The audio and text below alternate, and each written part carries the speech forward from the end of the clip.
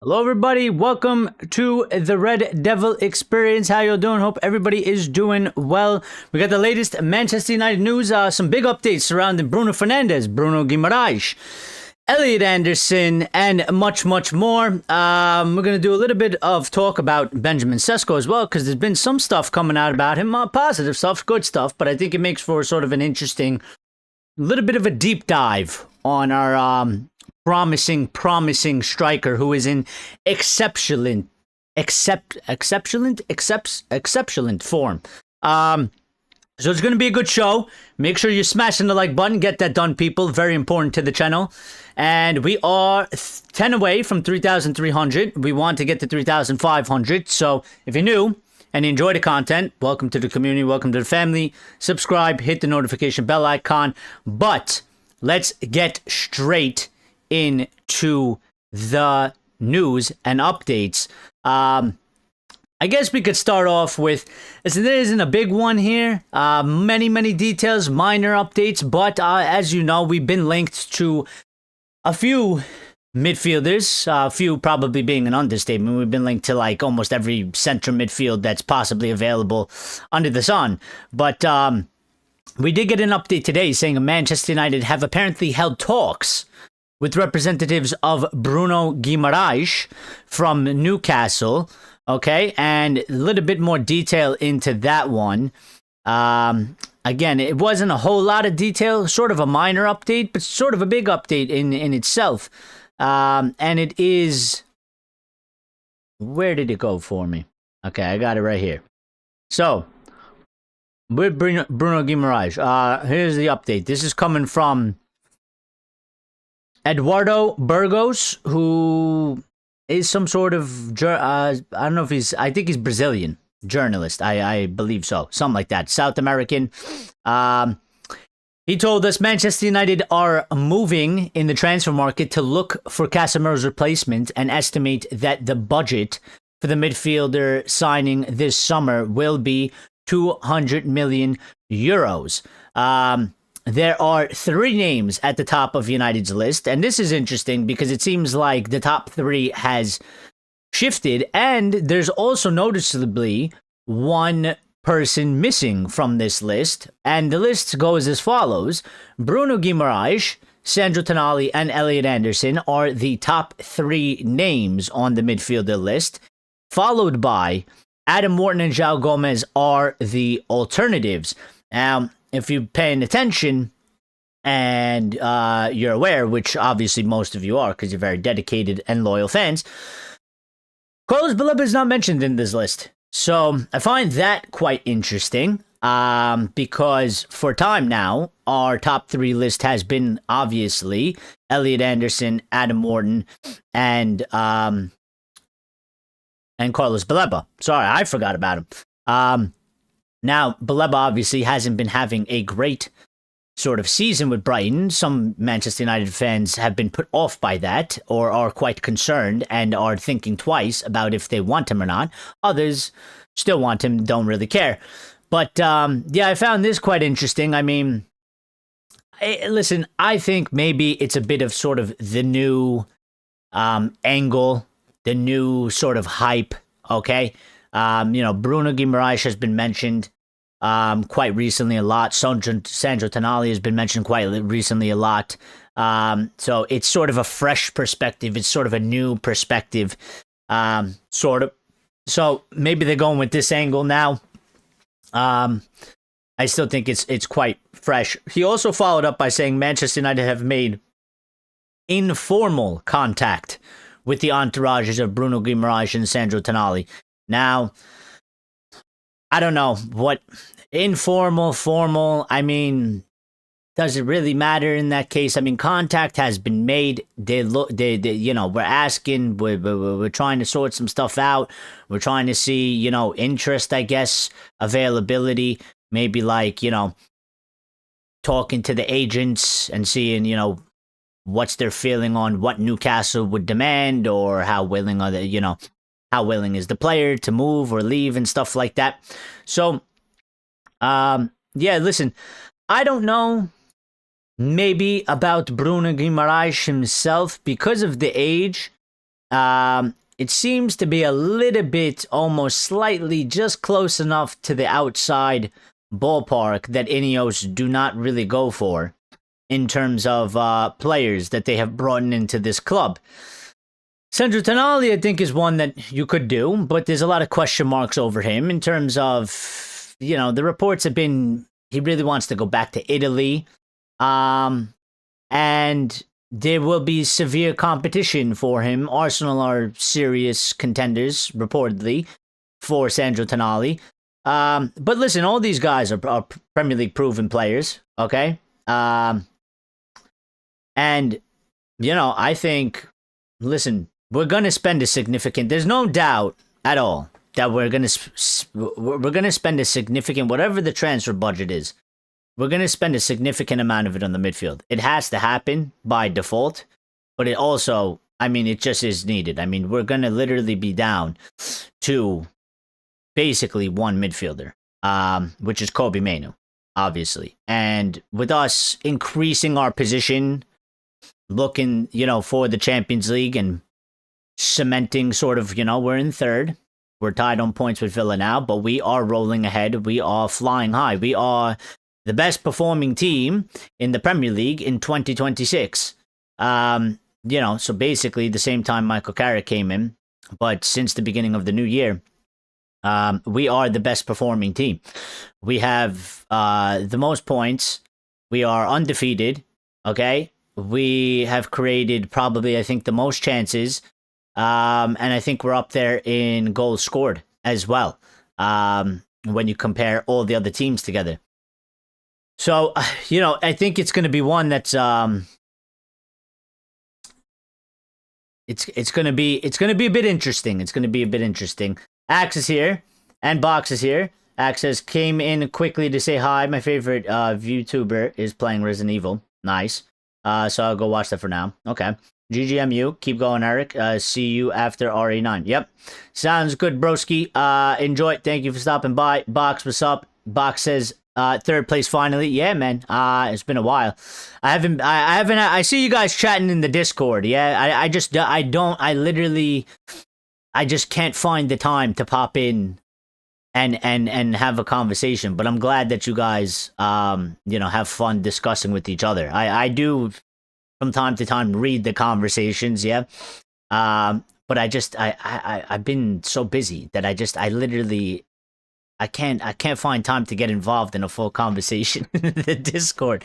But yeah, third place finally, and we're moving right along. And listen, Casemiro, by the way, just to add on to the update, Casemiro has recommended the signing of Bruno Guimarães to Manchester United. Now I don't know how much weight and how far that will carry, especially with the likes of maybe somebody like a Sir Jim Ratcliffe or maybe a Jason Wilcox. Maybe once upon a time, it used to matter, okay? Or maybe it would have some sort of significance. But who he would be recommending Bruno Guimarães to, is, I can't imagine Cass is going up to Jason Wilcox speaking Brazilian. Or Portuguese, sorry. Speaking Portuguese. And telling Jason, yeah, you guys should really sign Bruno Guimarães, real good player. Listen, maybe Jason went and asked him about him. Who knows? We got long breaks coming up, which is in a after Newcastle, 11-day break until the Villa game. Yeah, I don't really like it, unfortunately. But maybe good for Villa, maybe bad for us. But you know what? Could be maybe slightly good for us because we did have maybe a little bit of an injury problem with Maguire. We did have maybe a little bit of a, Martinez is still not really back, and he might be back for Newcastle, but maybe not. Mount is supposed to be close, but I don't know. I don't think he's going to make this Newcastle game. And Luke Shaw also went off injured. We haven't received any injury updates after what Michael Carrick said yesterday, which wasn't much. All he literally said was that that they weren't feeling too good, so they came off. So, maybe it's a little bit of a good thing too, because it gives some players a little bit more time. Obviously, we still have Delit, but I think Delit is still matches away from the update that we've gotten. So, from March 20th, Bournemouth away until April 11th, Leeds home. We have a 22 break. I mean, what are these breaks for? Are they internationals? Why do we have all these breaks? We have an 11-day break, and then we have a 22-day break. For what? Why do we have a 22-day break from March 20th to April 11th? Internationals. I hate the internationals. I'm sorry. I'm one of these people. I can't stand the internationals in the middle of the season. I just can't, man. I just can't. Like, they do these internationals, and you know what? I don't even watch them. I don't. I could care less. I don't want to watch them. I'm not going to take my time to watch them. Especially if they're like friendlies. I'm not doing it. Nope. The international, your time for me, the attention you get from me, international, okay, is when there is no league football and the league is over. When the season comes to an end, it's your time to shine, international football. Other than that, I don't care about you. Don't care about you. This next weekend is the 5th round FA Cup, so no round of, yeah, that one, okay, I can understand. We got knocked out of it, and, it's still part of league football, yeah? So, but we do have, some other updates, okay? There was, a couple, where did all my things go? Okay.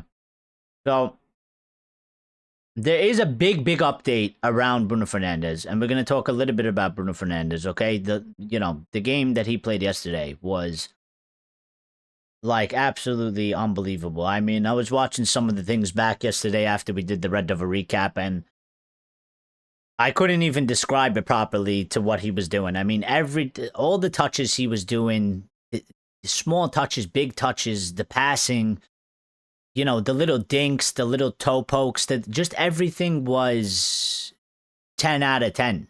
It was 10 out of 10. Smart. He was super smart. He was reading everything in the game that he needed to read. And everything was coming off for him. And he's been performing, brilliantly. I mean, there's nobody is touching him in his position, which is, listen, it's a good thing that he's back to that position, yeah? Because Ruben put him there, but I always said, as much as I backed Ruben, I always said, I don't like Bruno playing in that center midfield. He belongs in the 10. That's where he's his best. That's when he does his best. That's what he is. And he's back there, and he's pretty much back to his very best. Influencing the game all over the place. So, but sort of speaking on the midfield, yeah, just to like bring things into a bit of context here, all right? We talked about Ugarte a little bit before we played Crystal Palace. I believe it was on Friday. We had a little bit of a discussion about Ugarte, okay? And just to put this in a little bit more perspective as to why I have this intuition feeling that Manuel Ugarte is, Carrick can say nice things about him in the press conference. I wouldn't expect anything else. I wouldn't expect Carrick to come out and say Ugarte is shit and we can't wait to sell him, okay? He's not going to do that. And somebody did that. The only one maybe that would do is Mourinho, okay? Nobody's going to do that sort of thing, all right? Ugarte has played 30 minutes in 7 games since Michael Carrick took over, and has been an unused substitute in the last 3 matches. And with that, I would just say, like, I would be stunned if he's here next season. I don't see how I kind of look at this situation for him. He hasn't performed particularly well.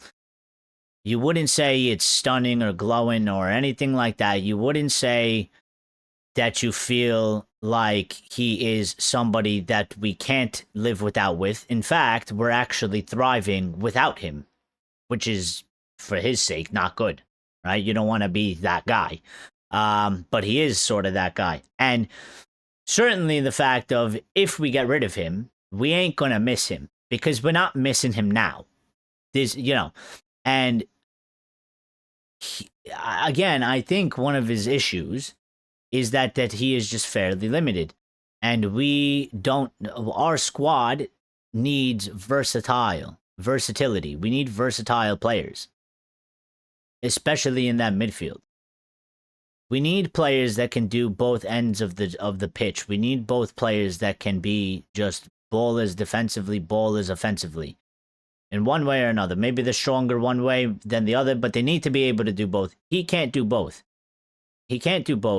And he's not playing. And he's not coming on as a sub. And Cass, yeah, okay, we're playing one game a week, all right? But Cass ain't young, okay? And Cass gets kind of tired, and he does a lot of work, and Cass has been playing well as well. So, like, I'm not trying to say anything, but just in terms of, we get 5 substitutes. You could, if you wanted to, you could take Casemiro out in the 80th minute and put in Ugarte for fresh legs. That's not even happening. It's not even happening to any degree. So I think when I look at this midfield situation, for me, in my brain already, it's just like, there's only Kobe is there. Kobe is the only midfielder we have. Because I'm thinking about next season. I'm thinking about when this season ends and we go to the summer window. Okay? When I'm picturing the midfield, when I'm picturing the team, all I see is a cutout of Kobe Mainoo and a bunch of blank spaces. There's nobody else there because Cass is gone. And Ugarte, I just think that there's no way that he stays here. I find it a bit perplexing, though, because we have been told for time that we are going to get 2 central midfielders. And I don't know how that works, because getting 2 midfielders and having Kobe Mainoo, which is a total of 3 players, is not enough players. It's not enough players for the season. It's not enough players for a season where Manchester United will look to improve, or at the very least replicate, their position that they're going to finish this season, which right now we're in 3rd, and we're going to, obviously, everybody wants us to make the push to solidify 3rd. We need to sustain that or improve on that. Ultimately, we would like to cut down the gap in points on 1st, and, how far we are from 1st this season into next season. We're also going to be playing the Champions League, the FA Cup, and the Carabao Cup. 3 midfielders is not enough. We need 4. So, I don't know what we're actually going to do in those terms. Because they tell us to. They might get 2. But I don't know how that works. I would be surprised if Ugarte stays to be the 4th and just be some sort of sort of an average squad player. Maybe they'll sort of rotate between. Maybe they'll use Mount sparingly. Maybe. I don't know if that necessarily works either, but maybe Mount can be sort of a hybrid 4th, because, if Mount stays and Mount isn't sold, and I think, they tend to like him even though he is a bit injury prone. The club and players and the teammates, and I think even the hierarchy, they like him as a player. They like his ability, they like his sort of professionalism, I guess, his attitude and stuff like that. Obviously, he has injury problems. But with Bruno, apparently looking closer and edging closer towards staying, which didn't seem so confident before. All right? Mount's not going to... we'll have to rotate, but listen, Bruno's going to play a lot, and Bruno stays fit a lot, and his fitness is exceptional. So, how many opportunities is Mount actually going to really be able to get in the number 10? Maybe we use him sparingly. in the central midfield as a rotational player or something like that. Box is saying Fernandes, third MUFC player to get 100 goals and assists in the last 40 years. Yeah, along with Giggs and Rooney. Yeah, I was gonna talk about that. Xerxes has had 15 minutes in total, 3 subs appearances since Carrick arrived. Yeah, he's another one that hasn't played quite a lot. But what I will say is that this Xerxes did come on yesterday, and he did do really good. And he made the most of his, 15 minutes or so. I mean, he came on in the 82nd, 83rd minute. There was about 8 minutes of injury time. So, something like that. I think he used that time to do quite well. He had a good impact. And he looked like he was trying to sort of prove a point. And I think he did good in that situation. So I still think that he'll probably get sold. I still kind of feel like Xerxes doesn't necessarily maybe fit the squad as well as we need a player specifically to fit the squad. I think he's not as versatile. And the reason why I don't like him as striker is because he doesn't have that finishing prowess. If you look at the difference between Sesko's scoring ability, his finishing ability, and you compare it to Xerxes' shooting and finishing ability, it's missing something. It's missing a bit of deadliness to it, okay? I think Xerxes had like a couple shots, but and they were like half-decent chances. They got blocked, but I'm just sitting there and I'm like, I think if you had a striker, like if you had a real striker, okay, like Sesko, I don't think he even takes I don't even think he takes the shot the same way that Xerxes took it. He might take an extra touch. He might try to open his body up a little more. He might try to get a different angle on it. Or he might just shoot it in a completely different place. Maybe I'm being a bit harsh, but that's, that's how I feel about it. I'm not trying to be like, hyperbolic for no reason or anything like that. I really do that's what I believe. And that's the feeling that it gives me. That's the sort of vibe I get, from him. So, we'll see. New Lucky Singh. What happened to your other account, Lucky? Fox says, I think we need 4 new central midfielders. I don't think we need 4, but we need 3 at the very least. I mean, I think if you have, we play 2 center mids. If you have 4, 2 in every position, that's pretty much usually the standard in terms of squad depth. Two players for each position. You should be able, unless you hit some sort of an injury crisis, but which could always happen. But the standard is usually 2 players each position for each one. So I think if you have 4, and we have Kobe, and Kobe ain't going nowhere, and Kobe will grow, and he's a young kid. I think we need 3, but I don't know if we're gonna get a 3rd. I find it quite interesting. I do think it's a bit much as well, which is why I'm a bit skeptical of it. Okay, because I know we need it, and I feel like we need it,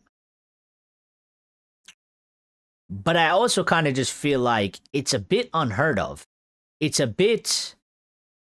It sounds a bit traditionally, or maybe in the traditional sense, it sounds a bit over the top, doesn't it? We're gonna go and buy 3 brand new central midfielders in one summer. I don't think I've ever heard a football club do such a thing. Doesn't mean we don't need it. Doesn't mean it can't happen. It feels a bit weird. It feels a bit strange to do. Because I don't think we've ever seen a team actually go and buy 3 players in basically the same position. So Xerxes played 18 minutes against Palace, 10 normal minutes, and 8 added minutes. No, I think he came on in like the 83rd minute. The club likes special English players. Box says Casemiro, Ugarte, Collier, Gore, I see leaving. Mount is unreliable. I don't see the youth being thrust into the squad options next season either, like Kone, Jack Fletcher, Tyler Fletcher, or the incoming Orsko. Yeah, I mean, I sort of agree with that. That's why I sit there and I kind of just say all I see is Kobe Manu. You know, Cass, Ugarte. I don't think Collier is. I think Collier is going to be sold. I don't think Collier is going to make it. I mean, he could be sort of like a McTominay, and that's he's a late bloomer, but he's 21. He had a couple chances in the first team. He didn't, I guess, necessarily impress. I don't know what the plan is for him though, because they did use him a little bit. He looked like he had a little bit to his game, but he looked a little bit still very green around the edges, and we sent him out on loan, and I don't think that the loan has gone particularly well for him. His time away, and I think he'll be 22. So, you know, for him, it's sort of like, I guess it's kind of like now or never. You know, because if you're going to be 22, 23 at Manchester United, you need to make yourself you need to make your way into the team somehow. Doesn't mean you has to be a starter, but if you can't even make yourself to become sort of a bench player and be part of the squad and be maybe a rotational player and try and, you know, earn your stars and stripes and go up from there, well then, you know, what are we doing holding on to you, you know? Obi is being treated badly because he ain't English. Excuse me?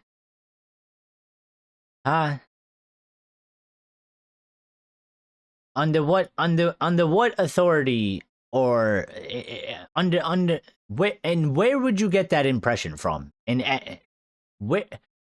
how have you just decided that Cheeto is being treated poorly because he ain't English? Under what facts have you talked to Cheeto personally? Did you call Cheeto up? Did you give Cheeto a ring, and did Cheeto tell you, yeah, they're treating me like shit because I ain't English? Let Eric know on the Red Devil recap, on the Red Devil experience. Let him know.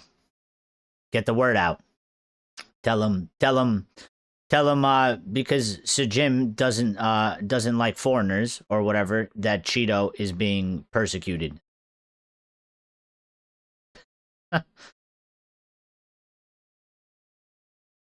Has Xerxes got clear chances like Sesko? Wasn't his goal against Palace at Sirhouse Park clinical? Yeah, sorry. I ain't a fan of him. And there ain't nothing you could tell me. I ain't a fan of him. I just don't think he's got... I just don't think he gives enough. And he just doesn't fit... He just doesn't give me the vibe that he fits this team. And he's not what we need. I always sort of questioned it. The first time I saw him, I gave him a chance. He did pretty well in the last season, but he's fallen off this season.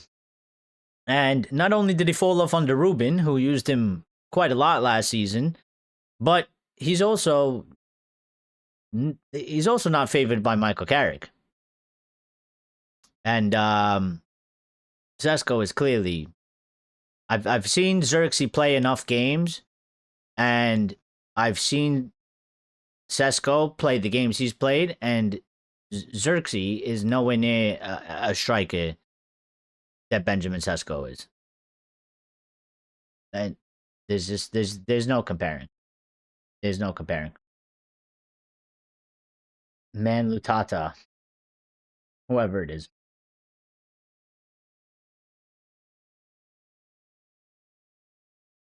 Collier struggling with fitness issues, unfortunately, while out on loan. If you had to keep one between Mount and Xerxes, who would you keep?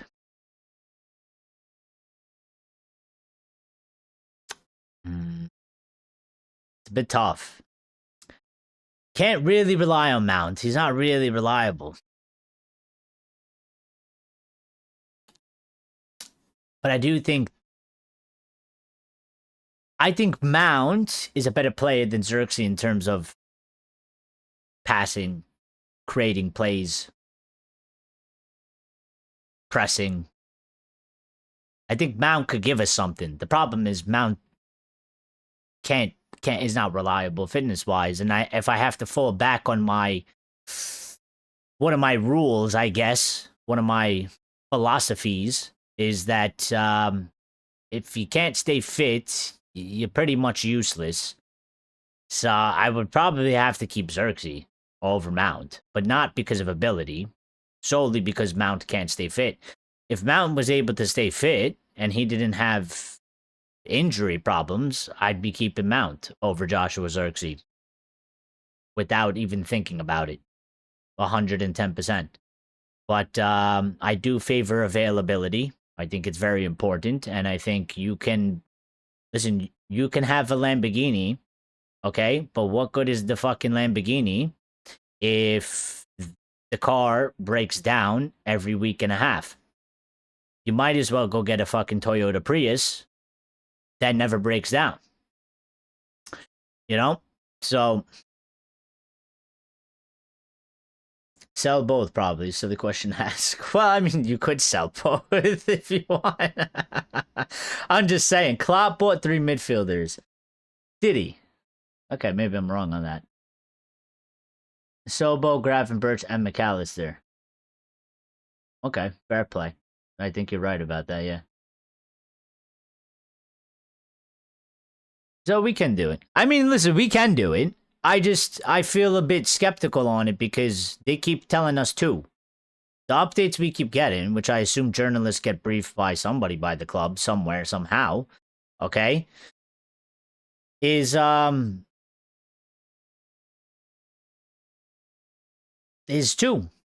So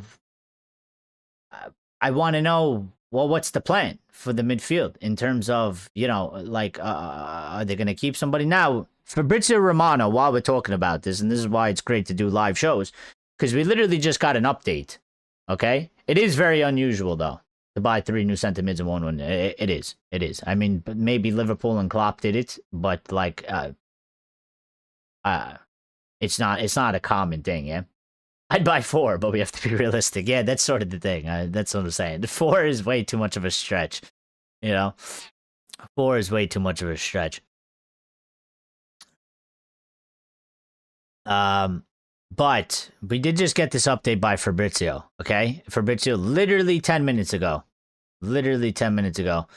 Manuel Ugarte is one to watch this summer. In relation to outgoings, there is some movement with clubs, with several Italian teams interested. And like I was just saying, I would be so surprised if this guy is here next season. He's quite clearly out of favor. I don't think he fits the bill in terms of what INEOS, how they're trying to build the squad, okay? The number one of the top things is versatility. And he's not a player that I would classify as a versatile player. He is quite good at one aspect. He quite lacks in a lot of other aspects in the midfield. He was also bought for 2 managers ago. You know? He was bought for whatever it was that we were doing under Eric Ten Hag in that specific system, specifically for that team that we're trying to build, specifically for that manager. That guy's gone. And then we did the whole thing with Ruben. That guy's gone. And now we have Carrick. And, you know, if Carrick stays, well, Carrick doesn't seem to really rate him. So, what's your take on Kobe Mainoo, our unsung hero, and Silent Messiah earning 50k a week, and Mount earning 250k a week? Well, Kobe definitely needs to get a pay increase, yeah. But the thing is that I mean, I don't really care too much about wages in terms of stuff like that. That's not something that I really devote my time to. I will say that Kobe should be getting more than 50k a week, for sure. But Mason Mount got his wages because he was playing at Chelsea and he was doing the things that he did at Chelsea, and he was the England international and he's further ahead and he was given that wage. So, you know, I don't know. I don't really compare. I think Kobe... I don't really operate in that way. I think Kobe gets individually, each player gets the wage that they deserve based off of performances. But obviously different circumstance, like different things are different circumstances. We got Mount from another club.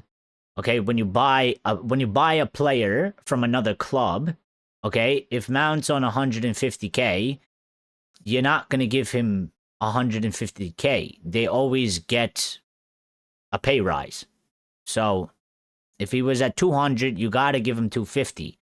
They never make a deal where they're taking the same money or less, unless you're like at the end of your career or something. So I don't think it's like, yeah.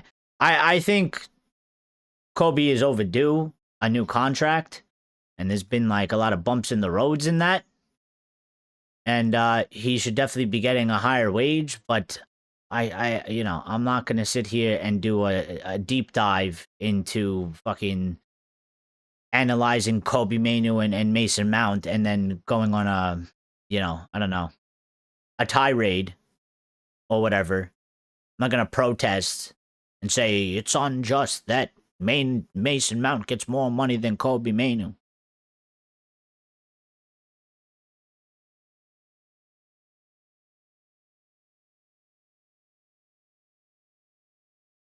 But anyway, okay. There is a big update surrounding Bruno Fernandes, all right? So let's get to that. Okay? It's been a big update. First off, let's talk about a couple things here. Like Bach said, okay? Bruno Fernandes has 105 goals and 100 assists, and he is in the category with the two legendary players, Wayne Rooney, 253 goals and 142 assists, and Mr. Ryan Giggs with 168 goals and 274 assists. Obviously, Rooney and Giggs has played a lot more matches than Bruno. So far, Bruno's career is not done. All right, Brunoso's here. What's up, Brunoso? What's up, gang? How you doing, buddy? I'm just trying to see if I could get the total games, if they tell us.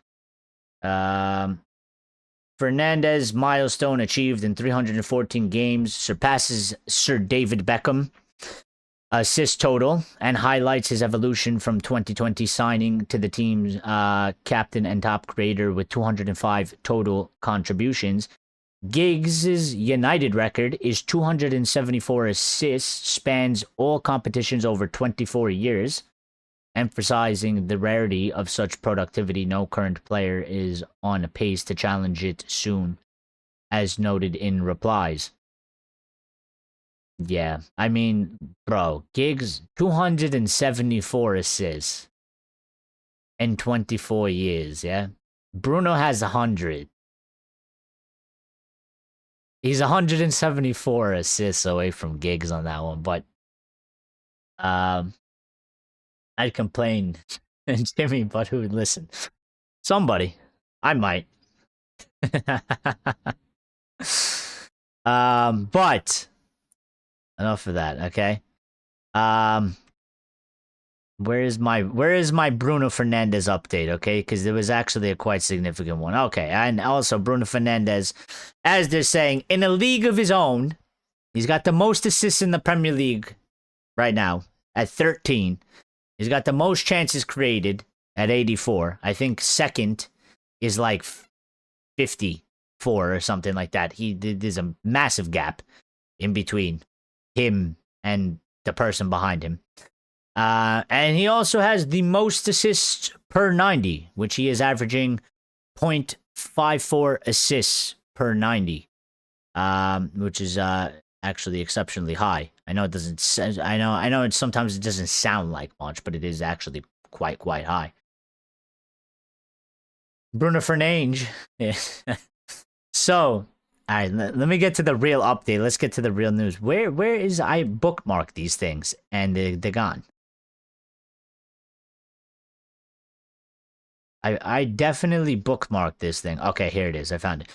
So, one update, and then we have a new update that Fabrizio just gave himself. But this update came very earlier in the day from Graham Bailey, saying, breaking, Bruno Fernandes is set to hold talks with Manchester United this summer to discuss his future. However, sources suggest he has shown little intention of leaving Old Trafford. Discussions are expected at the end of the season, with growing belief on both sides that continuing together is the best path forward. Like Manu and Maguire, Bruno is viewed as a key part of the club's short to medium term plans. Now, I do agree with this. And I don't think we're in a situation anymore where we would have to sell arguably our best player for cash to do a crazy rip it all down and build it back up, okay? Because we're in a totally different space. We're actually in a different direction. We're performing well, and we've changed the system. So we don't have to actually do the massive reconstruction that many of us once upon a time felt after finishing 15th, losing the Europa League final to Spurs, and looking at the team and saying the players that we have don't actually fit the system. They can't perform they don't have the qualities that are needed to make this system work and to transform the team. We've changed that direction. So I don't, and I've been making this argument as well, in that I don't believe Bruno Fernandes should be sold, and I think we should do whatever we got to do to keep him, at least for the time being, because like me and Box and a couple of others that was just having this discussion, okay, Box said he would get 4 central midfielders. I'm saying we need 3. I think if we get 3 plus Kobe, I think 4, that's enough. It's still a massive change, whether you get 3 or 4, whatever it is. The midfield, it's going to be a big change. It's going to be one that I would expect not to particularly gel well quickly, which means that it might take a bit of time. We've talked about in previous shows how too many changes, while it might be exciting and it could be a good thing in the longer term, in the shorter term, it tends to cause a lot of destability or stability issues. And I'm looking at this and I'm saying, well, you're going to get potentially 2 to 3 central midfielders. We're losing somebody experienced like Casemiro, okay, which we're not going to be able to replace. There are some qualities about Casemiro. First of all, he's his own elite CDM, all right? So there's not many people out there that you look and you say, yeah, he's another Casemiro. Casemiro is quite unique in his way. But there's just also characteristics and stuff. If you get Elliot Anderson, you get Wharton, you get Baleba, there's some things there that you are just not going to be able to replace with Casemiro. So we're going to lose a couple of qualities there. Experience being the main one. And things that you can only learn by playing the game and doing your time.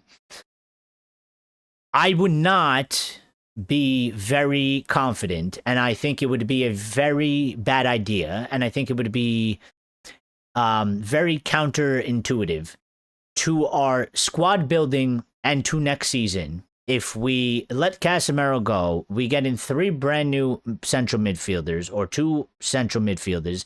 We then also sell Bruno Fernandes for maybe a large sum of cash, which would be the only way that would be acceptable. And then we would have to go get another number 10.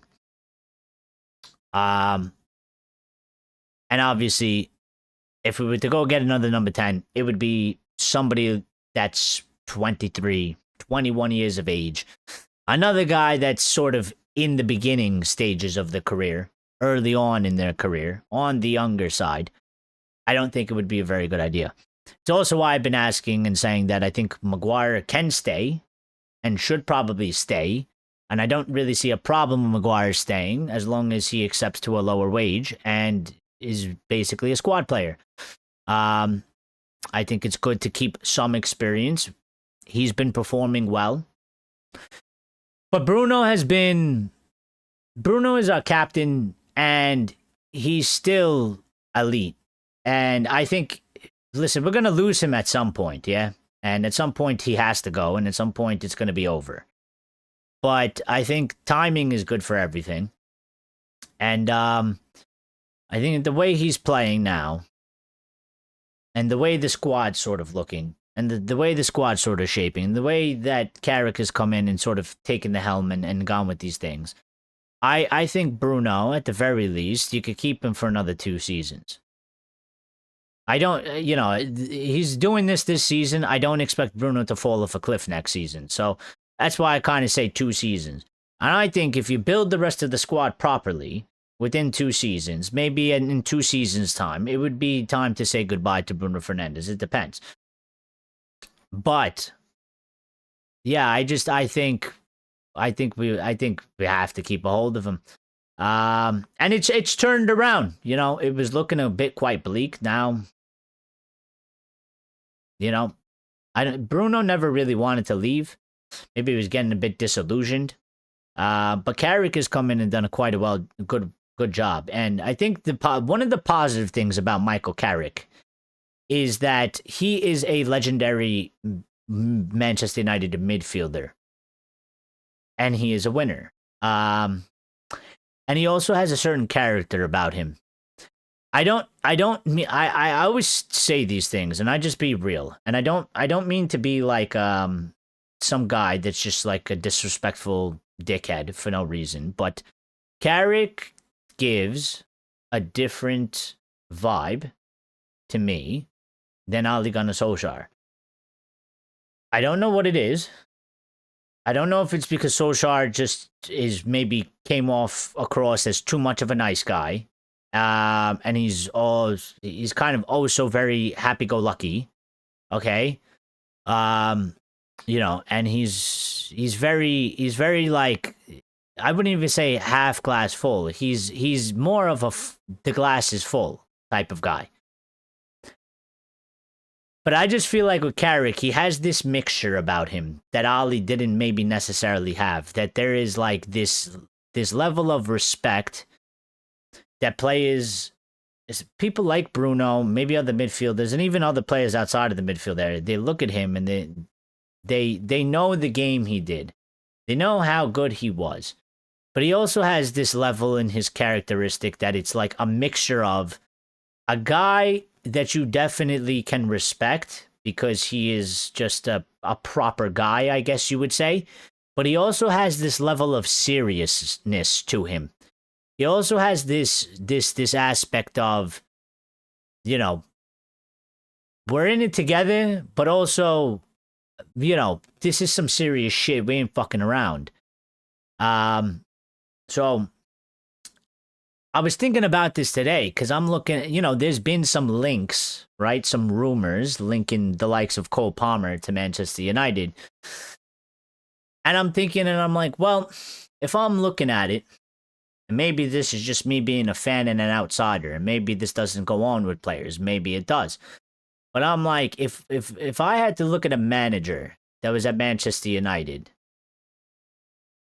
I think Michael Carrick being the player that he was, and achieving the things that he achieved at Manchester United as a player, and played the game the way he did, and then being the person that he is, and then being the kind of manager that he has shown us already the way he is, I'm kind of thinking, well, if you have Carrick as the manager, I think it makes maybe being able to attract, especially midfielders,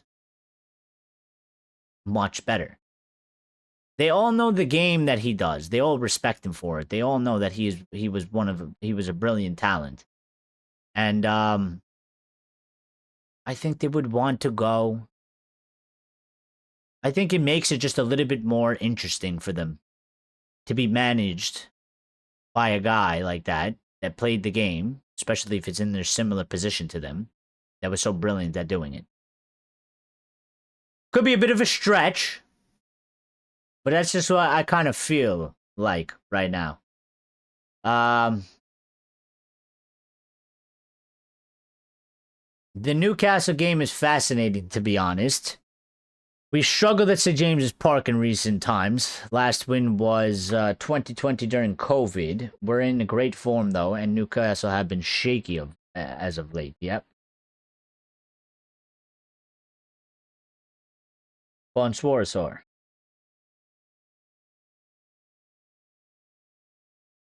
Um,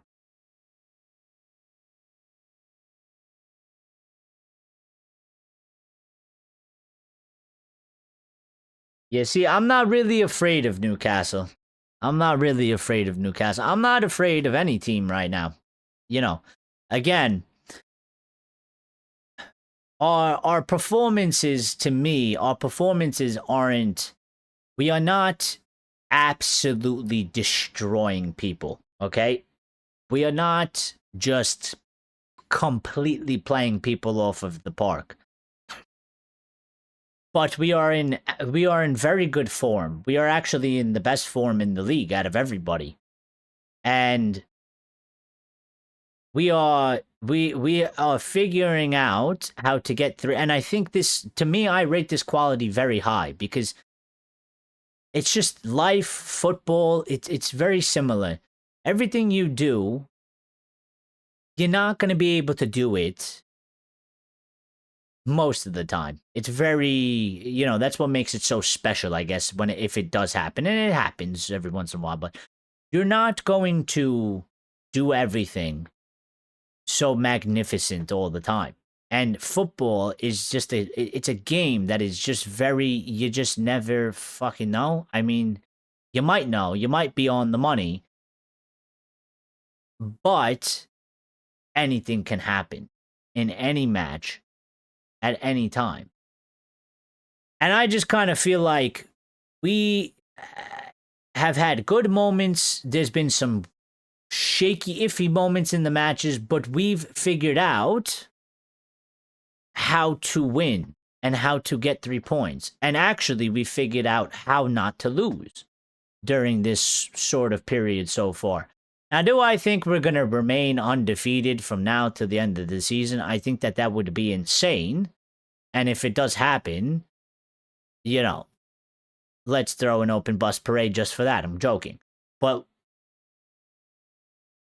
I do expect, obviously, I think it's normal. We will suffer. We have to probably suffer a loss. I mean, the probability of it, most likely. But the reason why I'm not afraid of any team right now is because the team is just performing in a way that is, the feeling is different. They might lose some battles during the match. Maybe they drop off a little bit. But the biggest problem that I think we had previously, and why we were suffering a lot, which is what Ruben used to say, that we were going to suffer a lot. And I think the reason why we were suffering a lot, and I know somebody out there is saying, because it's Ruben. No, my reasoning for this is the players were going on the pitch and they looked quite fucking clueless in what they were doing. They didn't actually know what they were doing. They didn't know what they were supposed to do. They didn't know how to handle the situations on the game. I'm watching the players, and that feeling isn't really there. There's still things that need to be cleaned up and tightened up and improved on.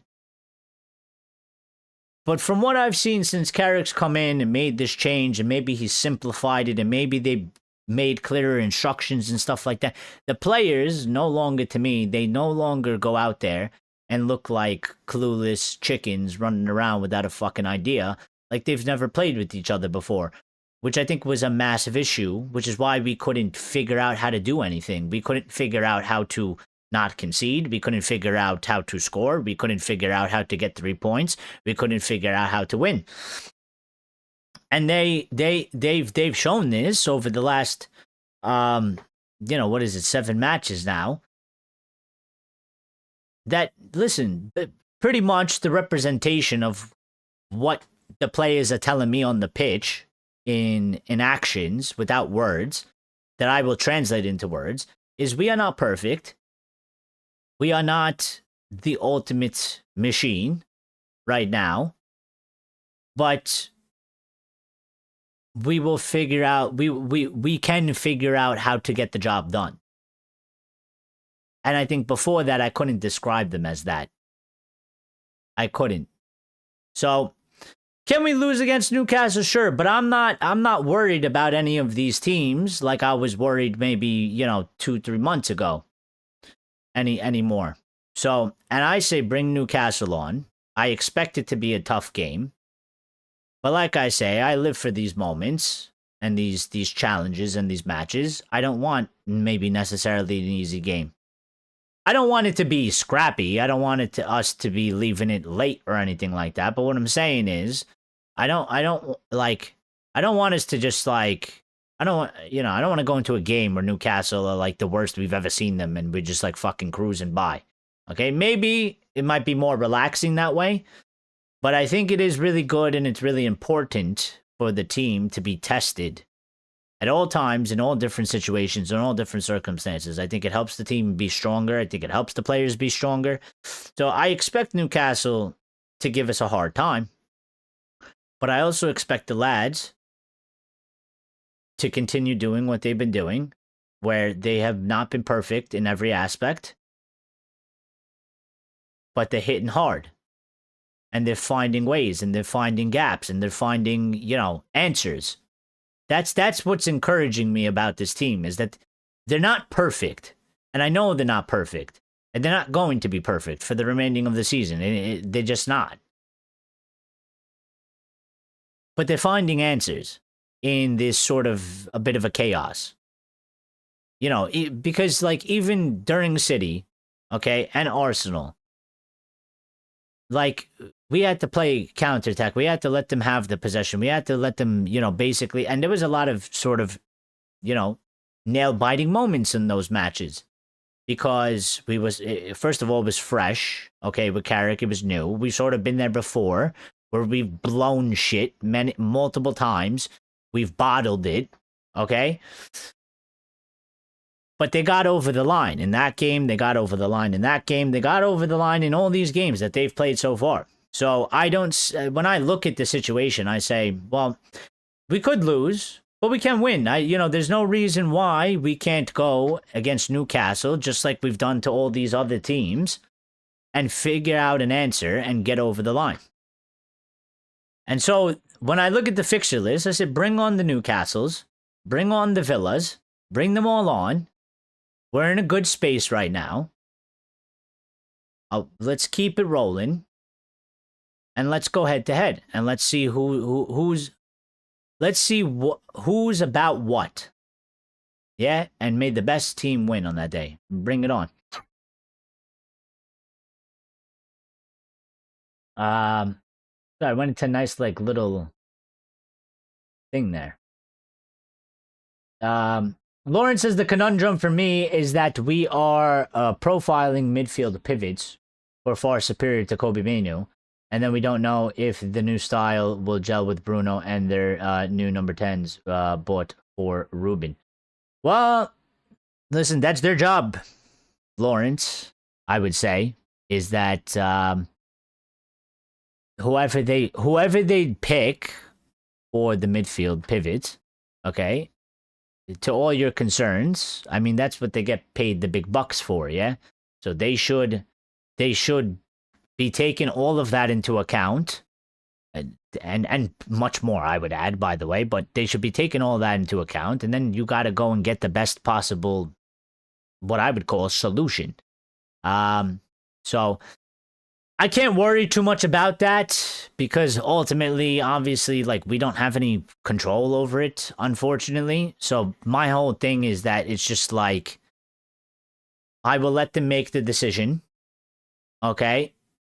And I will let them sort of do the job that they are obviously paid and required to do. Bring the player. I will then look at the player and look at the player in our team and how the player performs in our team. And if it's shit, all we could do is call it out. You know what I mean? All we could do is call it out. All we could say is, they got it fucking wrong. If it's good, then we say, yeah, they got it right. But other than that, it's like, you know, this is why they get paid that money, you know? So, I kind of just break it down very simple. Whatever the decision is, I don't really have a preference on these players too much. I don't... Elliot Anderson or Baleba or Bruno Guimarães, or they don't really hit me in any sort of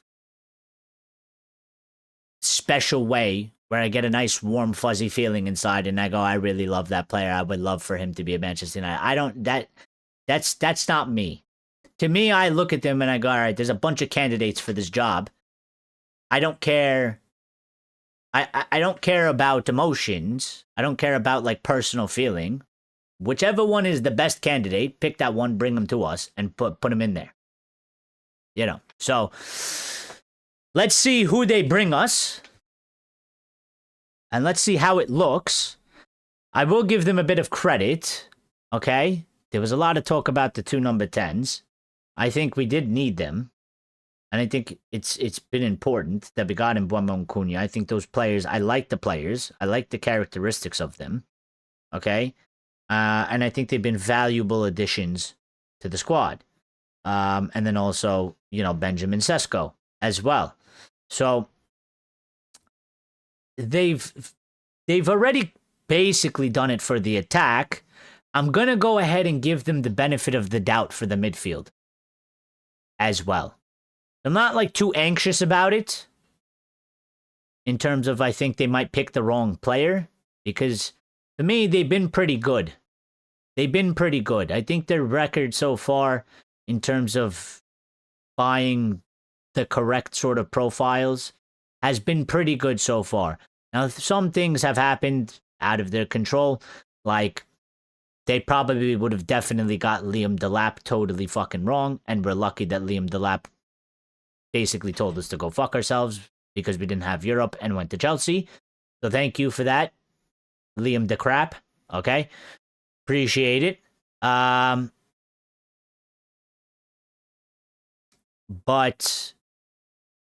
I think you look at Liam Delap and you look at sort of these other midfield targets that we have, I don't even think that they're in the same category. And it's in a different position. So it's just a bit different there.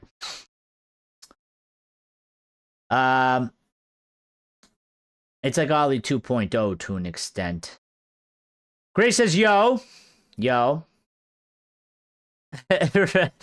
Renosa says, okay, Eric, fine. I expect a 3-0 or better. Let's go. Well, I don't think we'll get a 3-0. I mean, if we do get a 3-0, that'd be great. And I kind of want us to do it at some point, right? I don't like that the matches are that scrappy.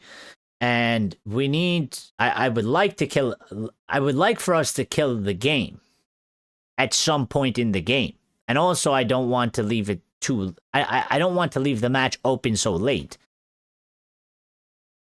But in a game of football, for the most part, you're going to get always back and forth. And one team will have a period and the other team will have a period. And, you know, we look at this team and we know that this team is not the group of players that ultimately are going to be able to absolutely dominate and obliterate players. So, or obliterate teams. So, you know, we can win. I think we will. I think we will win against Newcastle. Newcastle are having a very tough time. They're also ones that have sort of, you know, faltered a bit. We'll be at St. James's Park, as Box pointed out, the record and all that stuff, sure. This has sort of been the season for us to sort of redeem ourselves in these unfavorable records. We've done it, at least, off the top of my head, 4 or 5 times. Liverpool, Arsenal, Crystal Palace, after they drummed us 4-0 a couple seasons ago. And there was definitely another team or two for sure, but so we'll see how that one goes. If we get 3-0, I'll super chat you $10 for sins. They got to give me a sponsorship, dude. Sponsored by Zyn. Get your citrus. Get your spearmint. Nice little lip pillow. Okay. All right. Nice little lip pillow. I need these things. They keep me sane. Unfortunately. But I needed to bring this in, okay? Because we were talking about Bruno. And we went off on a nice little tangent about the team. But I did say about Bruno that the update was discussions are expected end of the season. Growing belief both sides continuing together is the best path forward. Bruno is viewed as a key part of the club's short-term to medium-term plans. Okay, that was from Graham Bailey. That was 8 hours ago. That came in earlier in the day. Fabrizio Romano, 43 minutes ago, on his show, on his YouTube channel, said top clubs from the Saudi Pro League are expected to come in again for Bruno Fernandes this summer, but it'll be up to Bruno on what he wants to do. Manchester United would like him to stay. Well, I would say this. I do think it definitely is up to Bruno. Okay. How Bruno feels, I can't say. I would like to believe, and I would like to say Bruno Fernandes doesn't want to leave. He loves this club and he's going to want to stay. But I don't know him. I'm not him. I can't really speak for him in that aspect. What I think is really important is, if you go back to that interview that he did, I think it was back in November, or it came out in the November International, yeah? And he sort of said that he didn't really like the aspect of that United, I guess, kind of considered or didn't really make a decision on whether to sell him or not, and kind of left it open, and it made him feel sort of not really loved or wanted. If they would like him to stay, I think it's important that they learn from that, and they make it quite clear from, like, now. You know, don't make it clear in fucking July, mid-July, when transfers and rumors and shit's going crazy. Make it quite clear from now. Make it quite clear from now, and continue to reiterate it from now until that window closes, or from now until those offers come in. Because if United do something similar to what they did again, then maybe Bruno does think twice, and does maybe it does push him a little bit to convince himself, you know what, I love this place, I did my time, but, you know, maybe it is time for me to move on. Maybe he has second doubts. Maybe, you know, he second guesses it.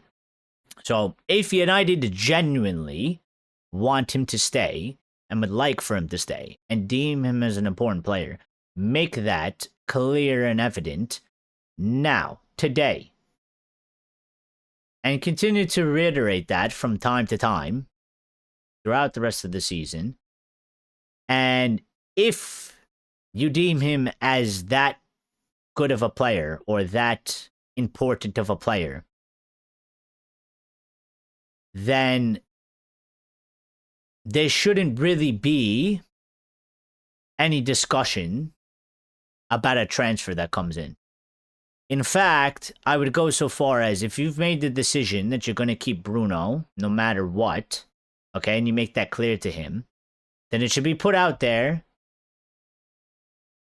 to the other teams. He's not for sale. You can offer us whatever the fuck you like.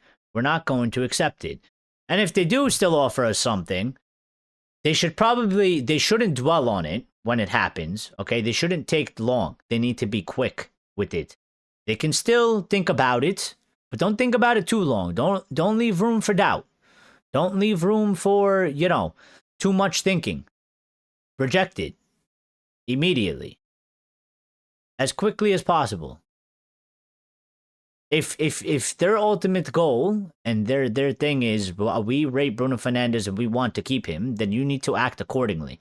Because there has been instances at this football club where they have left players sort of hanging in the balance in terms of the player doesn't know what the club thinks or wants to do or what the club necessarily feels, and it makes them feel uncertain. It makes their future feel uncertain, and then they don't feel so confident because nobody on the planet of this planet, okay, maybe in the universe, in the entire simulation, whatever you want to call it, okay, nobody anywhere in any space wants to be at a place where they don't feel wanted.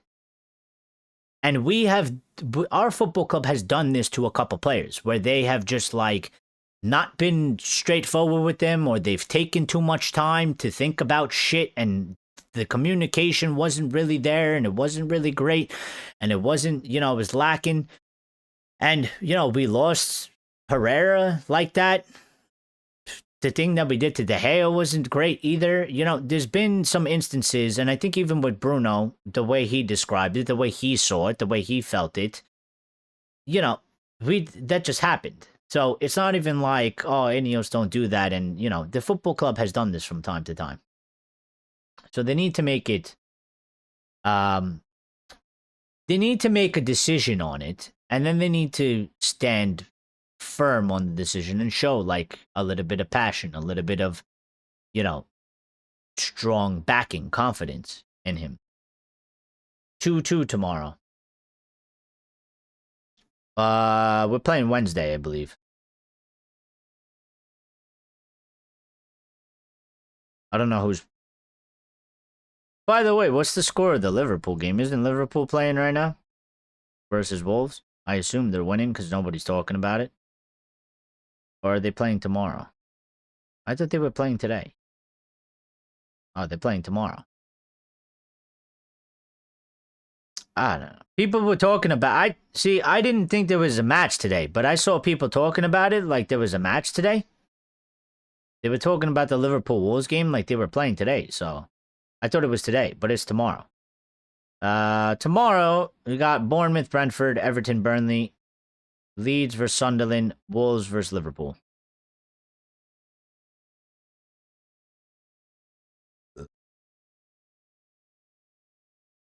We'll see. I don't know. Wolves are funny. I mean, they just got that result against Villa. I mean, obviously, we would love a draw. Or we would love Wolves. I mean, even better would be Wolves to win, so we could really rub it in their faces. I mean, Liverpool are on a 4-game winning streak. Okay? They've beaten Sunderland, Brighton, Forest, and West Ham. I mean, it's not the greatest opposition, really, and Wolves is to add to that since they are the worst team in the league. Okay? Over the last, I believe this is 10 matches here. 1, 2, 3, 4, 5, 6, 7, 8, 9, 10, yes. Over the last 10 matches, they have a record of 1, 2, 3, 4, 5, 6, 7 wins, 2 losses, and a draw. So, I mean, I'm not going to be surprised at all if Liverpool wins. I kind of feel like they will go in, but, Wolves do something for us. Give us something to celebrate tomorrow. Because we're not playing. Charlton de Villiers. I don't know if I pronounced that right, but I kind of felt like it sounds exquisite in that way. Villiers. A Champions League United with MC, Anderson, and BG, valuable. And feel Kobe will cope and rival for a start. A Europa League United without MC will settle for Baleba / Wharton with Kobe link. Yeah, I think. Listen, that was an important aspect that I was going to bring into the show, but we've been having such a good discussion that we go off on a little bit of tangents, which I don't mind. But there was this update about Wharton. Okay, not Wharton. There was this update about Elliot Anderson. And if I could find it, I swear I bookmarked these, but they disappeared. They're not in my bookmarks. I bookmarked this. Oh, right here. Okay. There was this update saying Manchester United, and this is like pretty standard, but it leads into like a bigger discussion that we can expand on.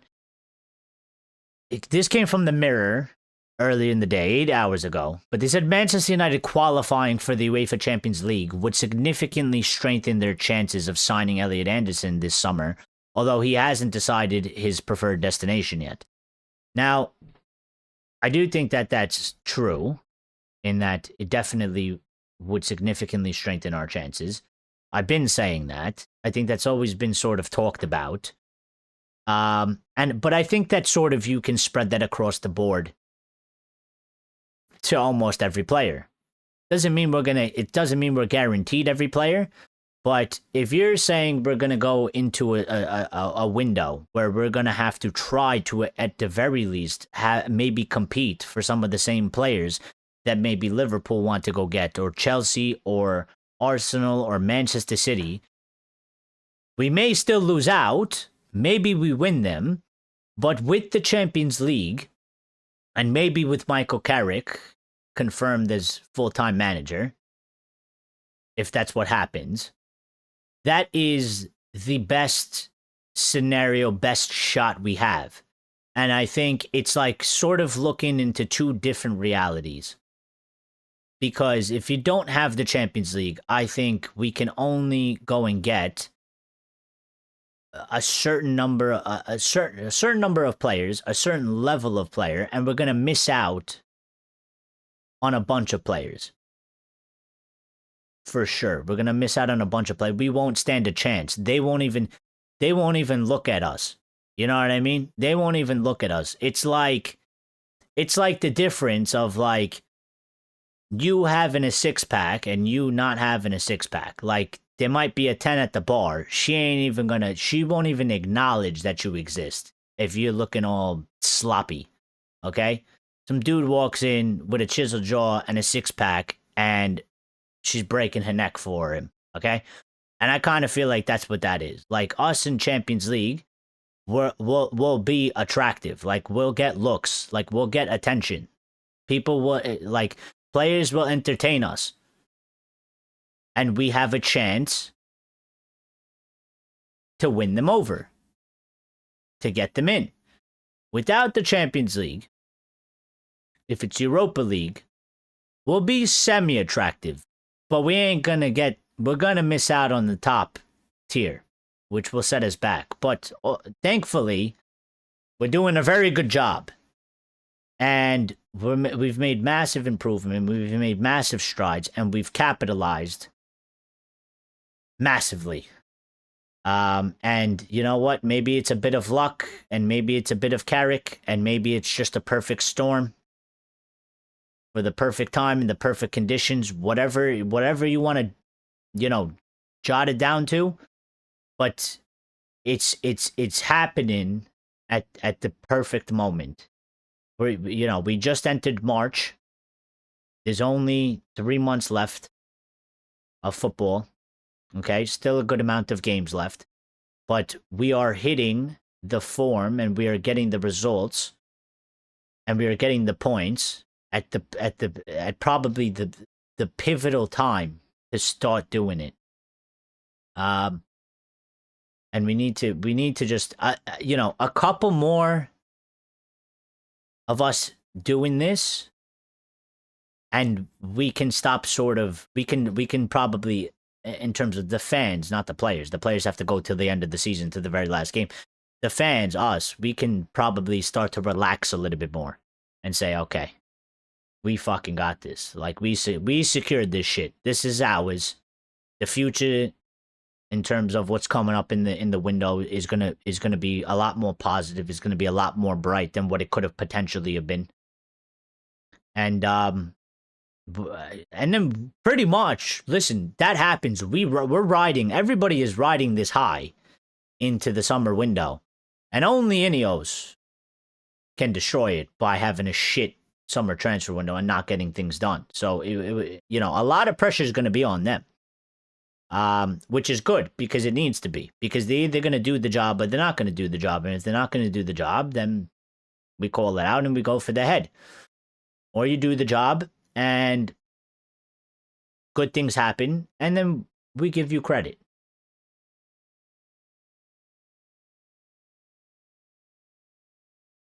Lucky, you have an imposter.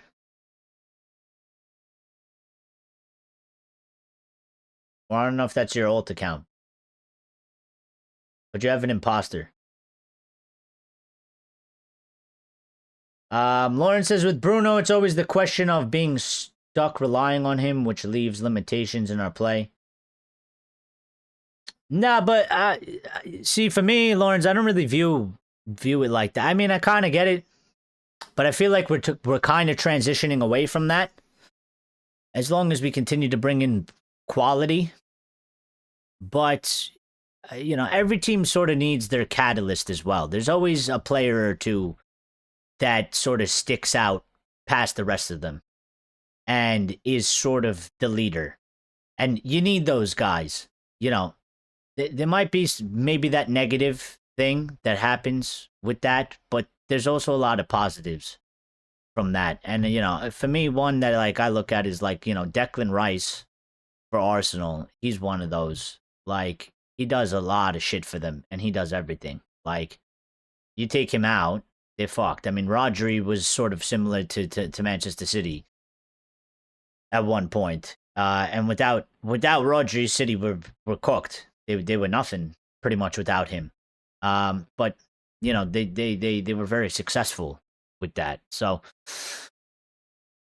I think it's less of a Bruno Fernandes problem and more of a squad problem in terms of we just need to go and get quality players and fill out the rest of the squad. You know, it's not Bruno's fault if that's a thing. It's our club's fault that they, you know, have either brought in the wrong players. We've ended up in the positions where we can't get in the players of the level that we need them to. So I think, yeah, that problem is kind of resolves itself if we can just do what we need to do, put ourselves in the best possible position, make us as attractive as possible, and then go and get the proper transfer business done with the proper players, with the proper level of quality. And it sort of all levels itself out. And then, you know, at one point he'll leave, he'll be too old or whatever it is. And then we start again and we go and get somebody else. And we sort of restart in that way.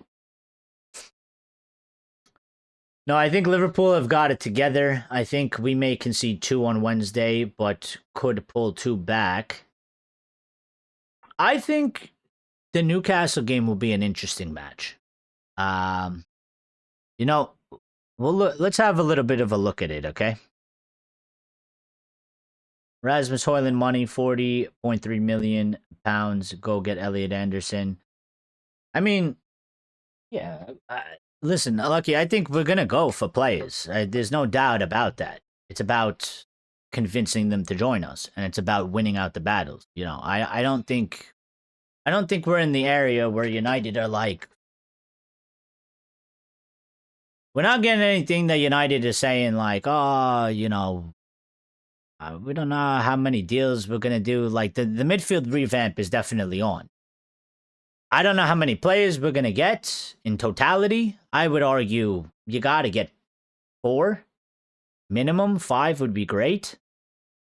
But 4, 2 of them are going to be at the minimum. 2 are going to be the midfield. I mean, me and Box were talking about. Box says he thinks we need 4. I say we definitely have to have 4 midfielders. So I don't know what they do with that situation. I guess we'll find out. Maybe they sign 3 midfielders, 3 central midfielders, which kind of leaves maybe a left winger on the card and maybe a left back or something if you going for 5. But you know, this summer will be different because we'll get Champions League money. We're getting money from players. We're getting money from Rashford. We're getting money from Rasmus. We're going to sell Ugarte. We'll get money for him. There's interest in Serie A. There's interest in the Turkish league for him. We're probably going to sell Joshua Zirkzee. There's interest in the Serie A for him as well. So we'll have like significant amount of money to blow on if we can just beat out the competition for these other players and convince them to join our team.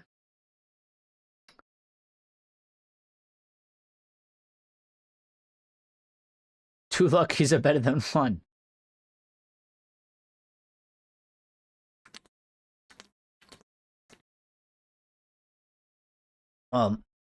Listen, Rasmus Højlund is a done deal. As long as Napoli finish in a Champions League spot, that deal is already done.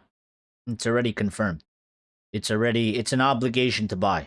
All they have to do is finish in a Champions League spot, which they seem set to do. Okay? And the money is coming, and he is sold. Marcus Rashford, that deal is pretty much done from the updates that we got a few days ago. So, you know, and there's also extra money sitting on top of Mason Greenwood's head because he might be sold from Marseille. He's done very well over there. He's garnering a lot of interest, and we get 50% of that. So if he goes for 40, we're getting 20. If he goes for 50, we're getting 25. So there is a lot of money that we can get in, plus the Champions League money, plus finishing in a good spot in the Premier League. So we'll have money. We'll have money. It's just about if we can sell the project to these players, if we can convince them. Because like Elliot Anderson, it might be us, Liverpool, and Manchester City. We're going to have to beat out those two clubs and convince Elliot Anderson of our project and our direction and our football club to join us over those clubs. And that's really what it'll come down to.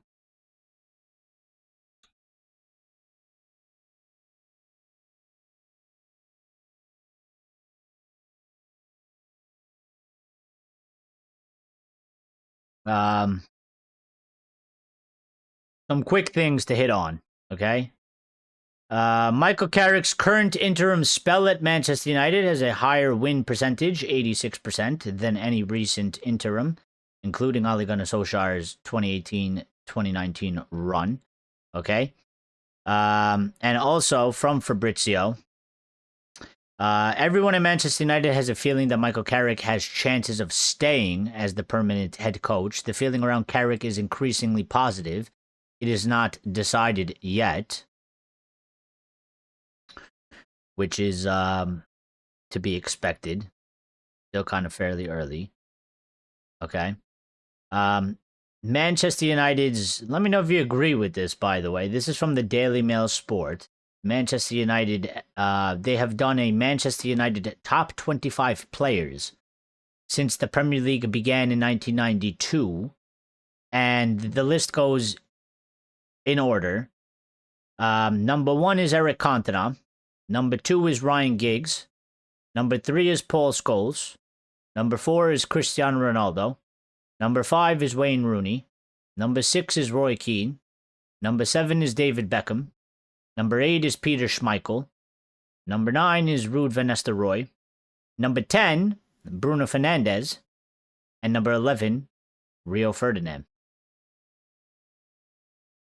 I don't know how I necessarily feel about that list. It's very tough to do a list of 11. Well, it says top 25. Where's the rest of it? I just realized that. Whoever did this, where's the rest? Where's the other 25? Where's the other 14? I tell you, man, these aggregators, dickheads. Hold on, let me see if I can get the rest of it. Let me ask Grok, the only competent person.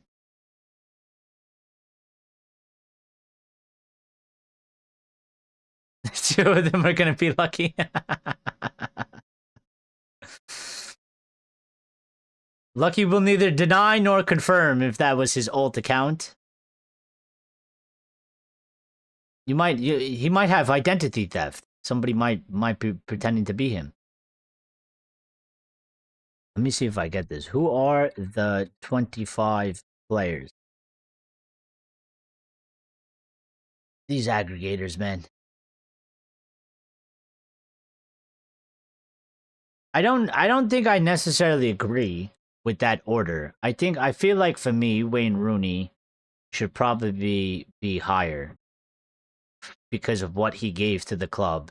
And I know Cristiano is the GOAT, but the things Rooney did for us, I would probably put as a Manchester United top 25 for what Rooney did.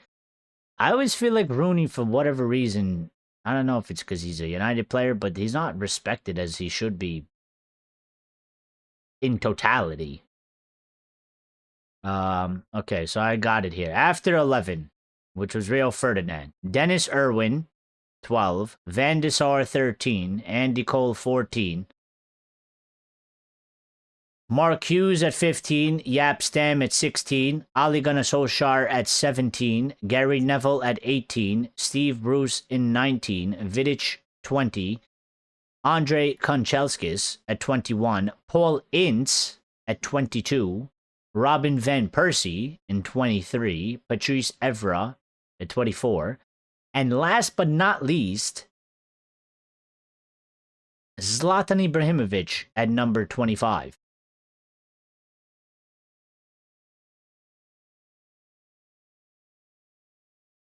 Lawrence has given us his top 10. Cristiano 1. Interesting. Eric 2. Keane 3. Scholes 4. Giggs 5. Rooney 6. Beckham 7. Pogba 8. Ferdinand 9. And Van der Sar 10. What was the question? Well, the Daily Mail Sport put out a list where they listed Manchester United's top 25 players since the Premier League began in 1992. And I don't know if I agree necessarily with their ranking. I didn't have time to give it a lot of thought in terms of how I would rank it. But I feel like some of those players, I don't necessarily agree with the position that they put them in. I would put maybe some over the others. Again, for me, Wayne Rooney, I think, has got to be above Ronaldo. Personally.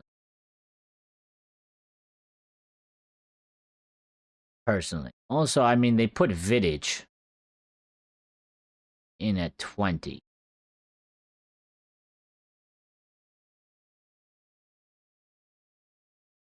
I don't know. It's so hard. I mean, I love all those players, and they're all like legends. You know, all of them are legends. It's so hard to like.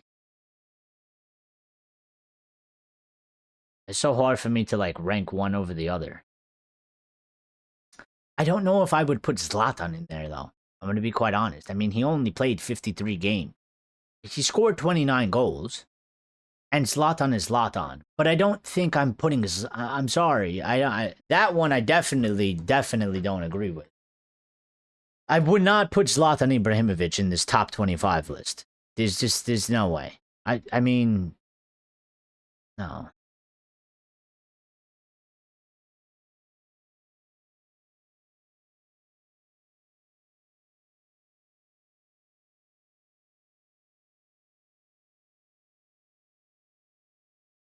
Should have Schmeichel 10, really. Change that. Like Valencia, Nani, Evra, Vidic, Bruce, Park, Herrera, Matic, Irwin, and Pallister for 20. Yeah, and that's what I'm saying. Like they put Zlatan Ibrahimovic in 25. I mean, I think any of these guys here, Pallister, Park, maybe even Nani, you know, they put Evra's in there. I think I would put those guys in over Zlatan. It's not a disrespect to Zlatan, but just like you're talking about top 25 players in the Premier League for Manchester United. Zlatan played 53 games for us. He played 53 games for us.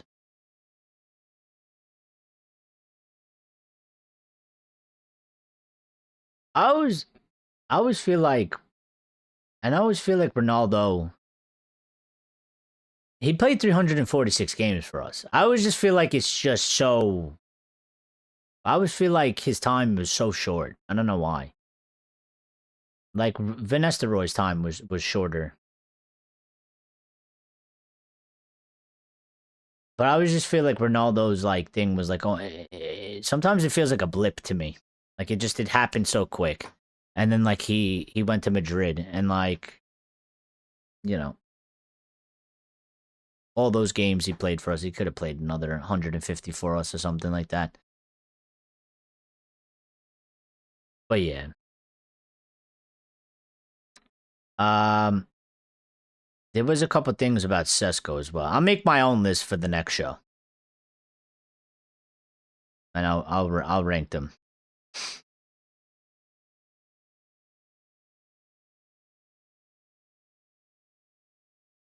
Great goalkeepers like Van der Sar and De Gea on top of Schmeichel, Stam, Van Nistelrooy, and Van Persie won last league title. That's also another thing as well. Like, I think you have to take that into consideration. Like, who won the titles and what did they achieve when they played for us, and also like how good and how well they did for us. That's why just like to me, it's just like the one definitely I could tell you 100%. Zlatan should not be in that list. He should not be in the 25. There's just so many other players you could fucking put in ahead of him that have done so much more things for United, and contributed to the major success that we had as well. There was a couple things about Benjamin Sesko. Benjamin Sesko's been getting a lot of positive PR, as he should, because he is playing really well now, okay? And he is on fire, all right? And a couple of things here is that since the departure of Ruben Amorim as Manchester United manager, Benjamin Sesko is leading the goal scoring is the leading scorer in the Premier League with 6 goals, averaging a goal every 43 minutes. He has 2 goals against Burnley. He has 1 goal against Brighton. He didn't score against Arsenal. He has a goal against Fulham. He didn't score against Tottenham. Played 15 minutes. He played 9 minutes against Arsenal. He has a goal against West Ham, a goal against Everton, and a goal against Crystal Palace. Burnley, he played 90 minutes. Brighton, he played 90 minutes. Okay? He played 16 minutes against Fulham. He played 21 minutes against West Ham, 32 minutes versus Everton, and he had 75 minutes against Crystal Palace. Lucky says Anthony Gordon rather get from Newcastle United, rest in Buemo, than bring off the bench next season. Well, we do need a winger, so for next season, so we will see. We will see how that goes.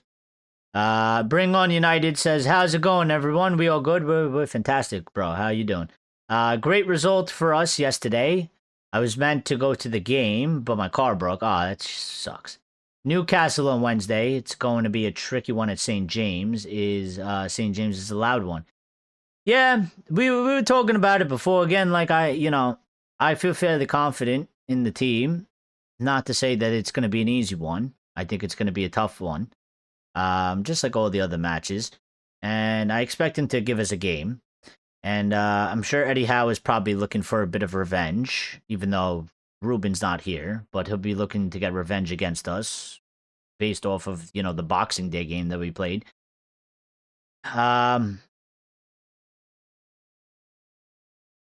And yeah, I just listen. I think we could go and do the job. I'm excited. I'm ready for it. And you know what? We'll do we'll do a watch along for that one. We'll do a watch along for that one because that one's gonna be a good one. So we'll do a watch along for that one. Midweek game, and we'll do the Red Devil recap as well. 26 million for Marcus Rashford, 40 million pounds for Rasmus, and 24 million for Manuel Ugarte. Yeah, you forgot Xerxes. How much are we getting for Xerxes? 20, 25 million?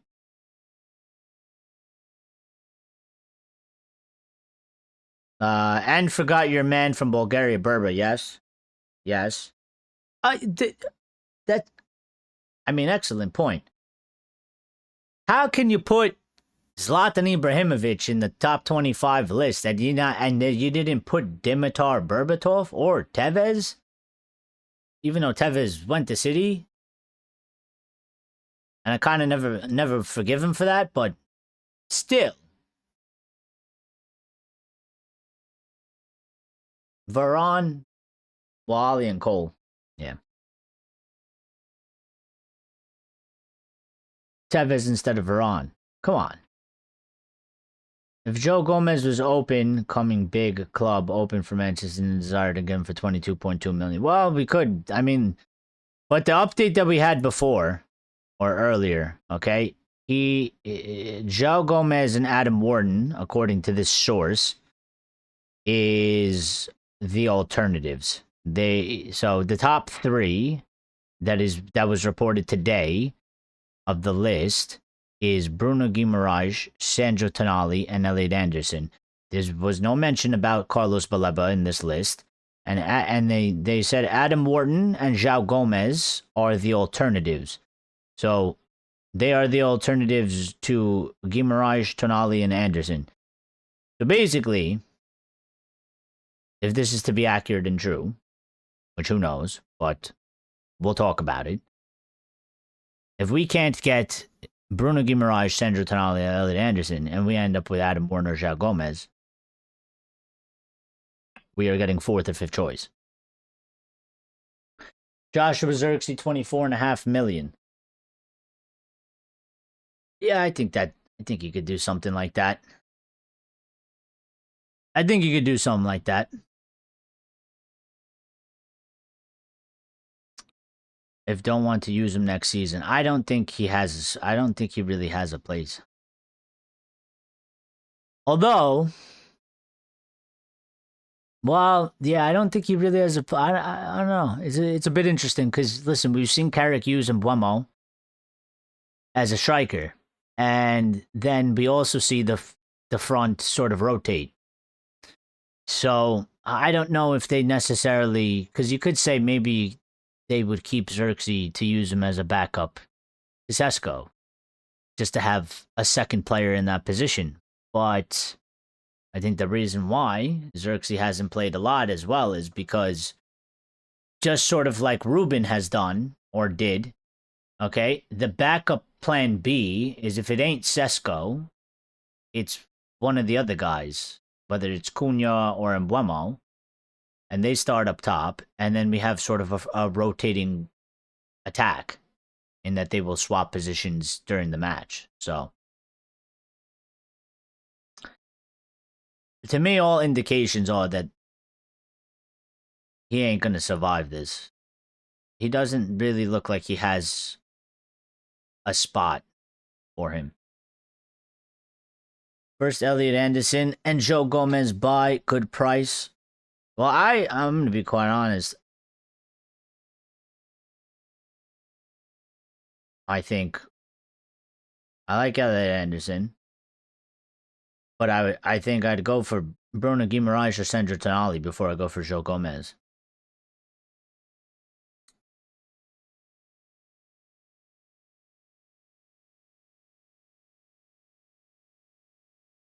What was I reading about? Oh, I was talking about Sesko.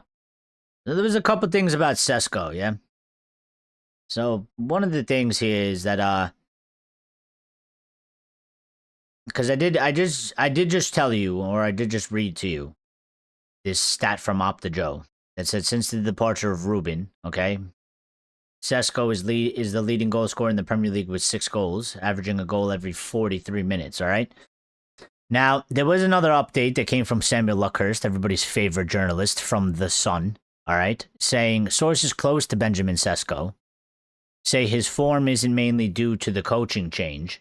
Despite more goals under caretaker Darren Fletcher than Ruben Amorim, they point to a familiar pattern from FC Liefering, Red Bull Salzburg, and RB Leipzig. He slow starts, followed by prolific finishes.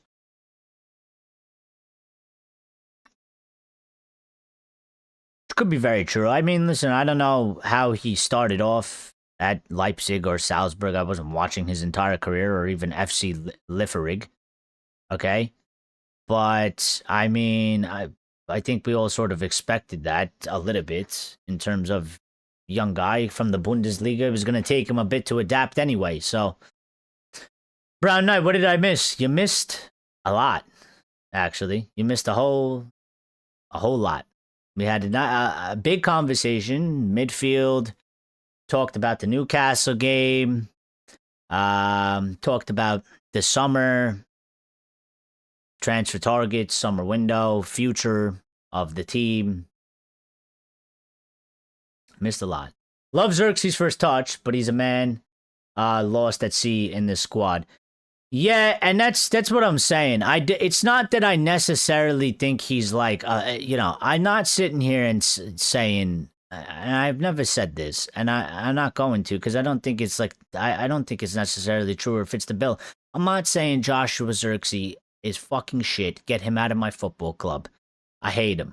That's not what I'm saying. But it just to me, he just doesn't feel like he actually fits. And he does have really good first touch, and he has some good qualities about him. But it just doesn't seem like it just doesn't seem like he really fits in a place for us to really. Sometimes I feel like there's some things that he is lacking in. Like, I feel like we could have a player that could give us more. I feel like he's a bit limited in certain aspects, but he has some good qualities in some other aspects. When he's sharp, he's sharp. Okay, when he came on versus Crystal Palace, he was sharp. Good use of his body, passing, first touch, getting involved in the play, making things happen.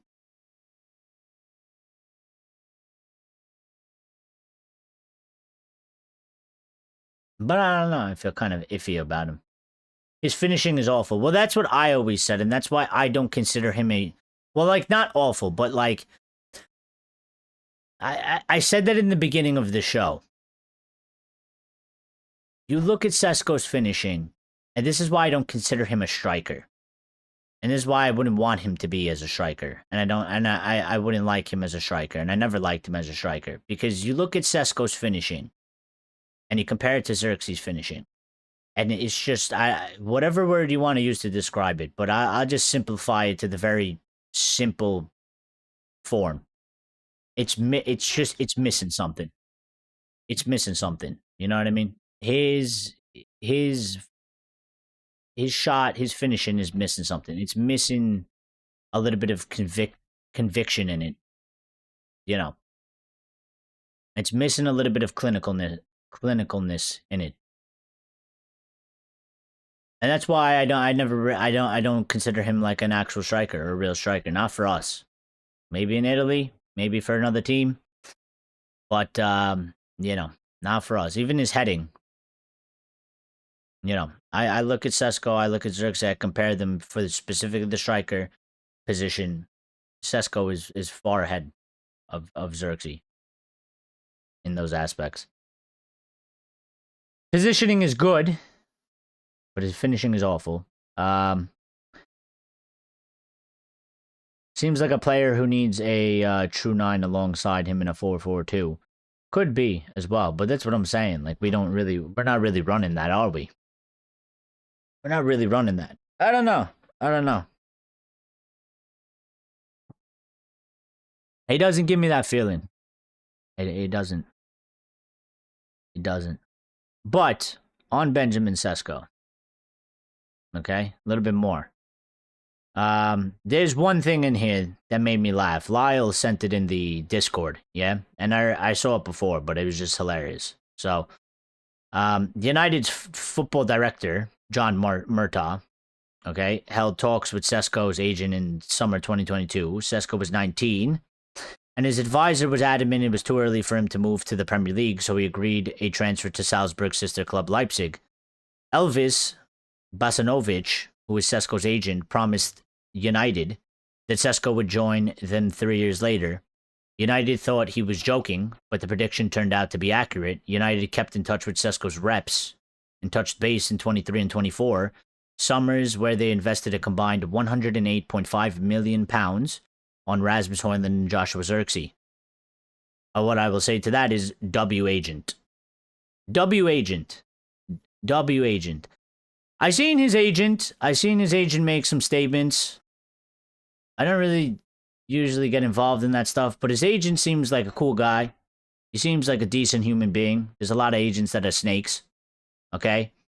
And I feel like his agent compliments Sesko. Like they seem to have good quality of character. Okay? The W agent on this one.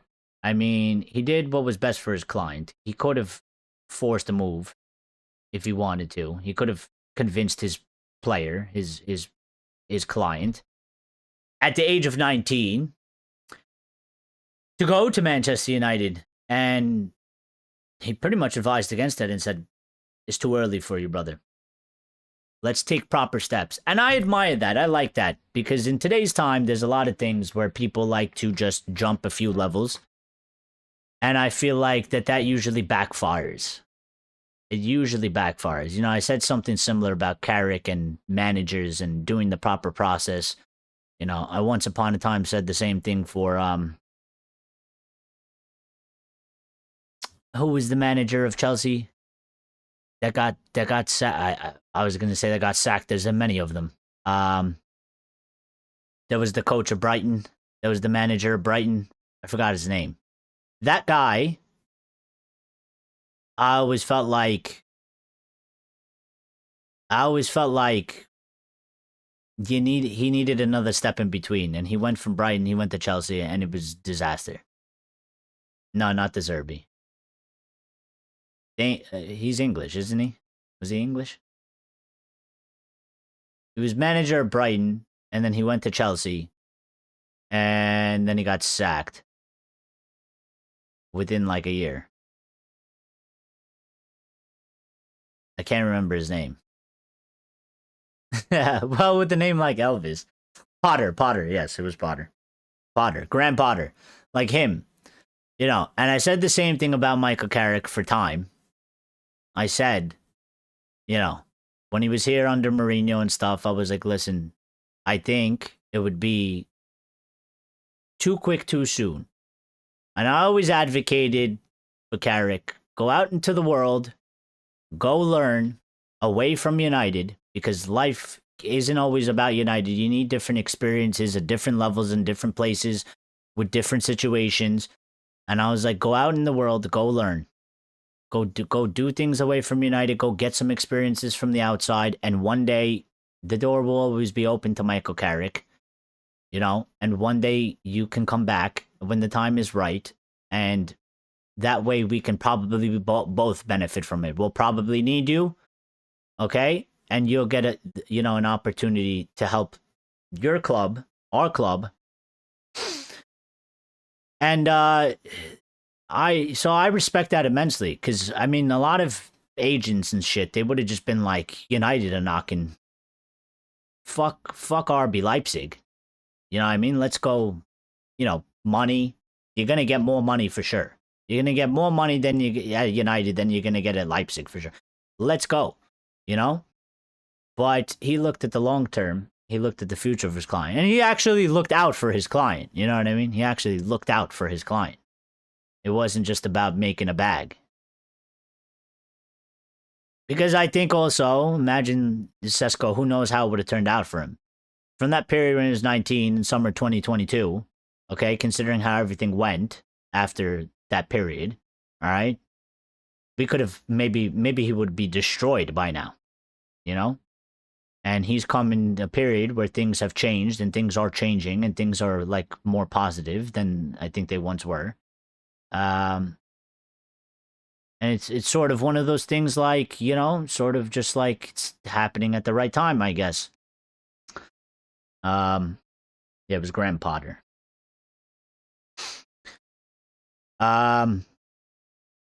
Christopher Favell, please buy some Premier League players along Championship or Serie A. Well, it's not just him though. It is Omar Barada and it is Jason Wilcox as well.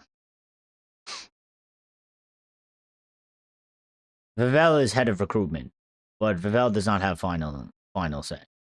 But he does have a big influence. But in terms of Favell, because there was an update about this, and one of Favell's one of his jobs, or one of his things that he has to do in his jobs, okay? It was this, and this is what sort of made me laugh, okay? The ending was fucking hilarious. But it was like, they said in last summer, July, Christopher Favell and Matt Hargreaves, who is another guy that is also has to deal with negotiations and basically convincing the player to accept the offer, okay? Christopher Favell and Matt Hargreaves delivered a presentation to Benjamin Sesko's representatives. Manchester United created an AI-generated video depicting supporters at Old Trafford wearing shirts bearing Sesko's name, and his camp was also given a personalized jersey. While preparing for a preseason RB Leipzig, Sesko met with his agent to review United's proposal and was handed the shirt. According to Leipzig sources, he put it on, looked at the crest, and said, "Just make it happen." And I'm just sitting there thinking, and I'm just like, imagine, I would love to see the AI generated video that they made, because I just keep picturing some stupid dumb shit. And to be honest, I don't know how I would feel about that as a player. If I walked into a meeting to discuss my potential transfer, and they sit me down, they open a laptop or they put it on like a fucking projector or something, and they just start playing me an AI video that they made of like Man United fans wearing my shirt. And I just felt like that. I feel like that's kind of cringe. And I would be like, is this some sort of a fucking joke? But I guess, and listen, the ending of that, it wasn't the AI generated video that won him over, okay? It was the shirt. The physical, non-AI generated shirt that he put on. And he just felt something. And he was like, I want to go. But he's been a big admirer of our club for a while. And he's been linked to us. And he's been wanting to come here. So I think all he needed, listen, we wasted all that money and that time on the AI generated video. All they had to do for Sesko was bring him in a room, give him the kit, tell him to put it on, and ask him, how does that feel, lad? And he'll say, feels fucking great. Let's sign the contract. Let's go. You know what I mean? Like, we wasted all that time. You know, whoever made the AI generated video probably was like, they're probably like, I did all of that for nothing. All we had to do was hand him the kit and have him put it on. And he was ready to come. Yeah. FIFA, PlayStation stuff, maybe young guys dig it. Maybe, I don't know. But he doesn't really strike me as that type of guy. He's not a social media guy. He's very quiet. He's very humble from what I've seen in his interviews. He's actually sort of, he's not like a flashy dude either. He's not really in this sort of young generation, new age, social media, high presence shit. Yeah, he's kind of a bit classical in a certain way. So let's look at Roberto Martinez or Xavi Fernandez if we did change manager. No. Why would you want Roberto Martinez as the manager? Why? And Xavi, what is Xavi?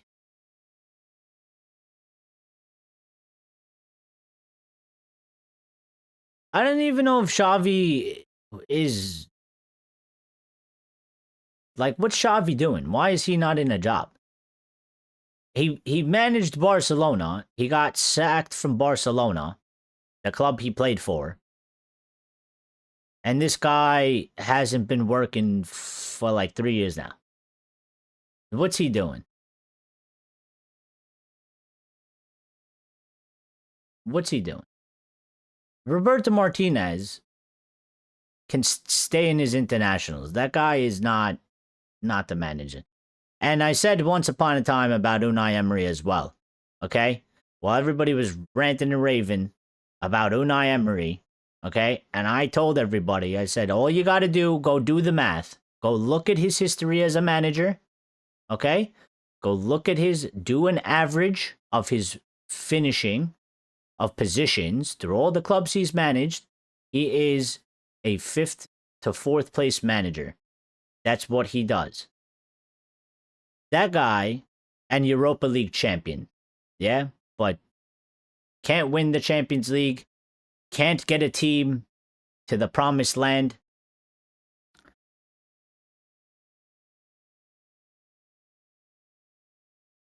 And these guys, they ain't got nothing really. There's not much difference between them and Carrick. Carrick's got Middlesbrough experience. They're all about the same to me. Unless you get me a Luis Enrique or an Ancelotti, somebody that's won league titles, somebody that's won Champions Leagues.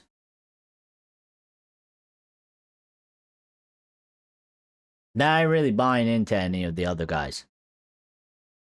But I don't want to see De Zerbi. I don't think De Zerbi's good. I'd have Mark Goldbridge before Martinez and Xavi. Would be better on the bench for our midfield. I'd have Goldbridge before Roberto Martinez as well. Goldbridge ball would be fun to watch, I think. It would. Listen, I tell you this. You think whatever you want about him. It would be fucking entertaining. I say that at the very least. It'd be entertaining. It would definitely not be dull. Would it be good? Would it succeed? I don't know. But it'd be entertaining. And probably like 50% of the fan base would also have an aneurysm if that happened. Because he's quite loved, but he's also quite hated. So, you know.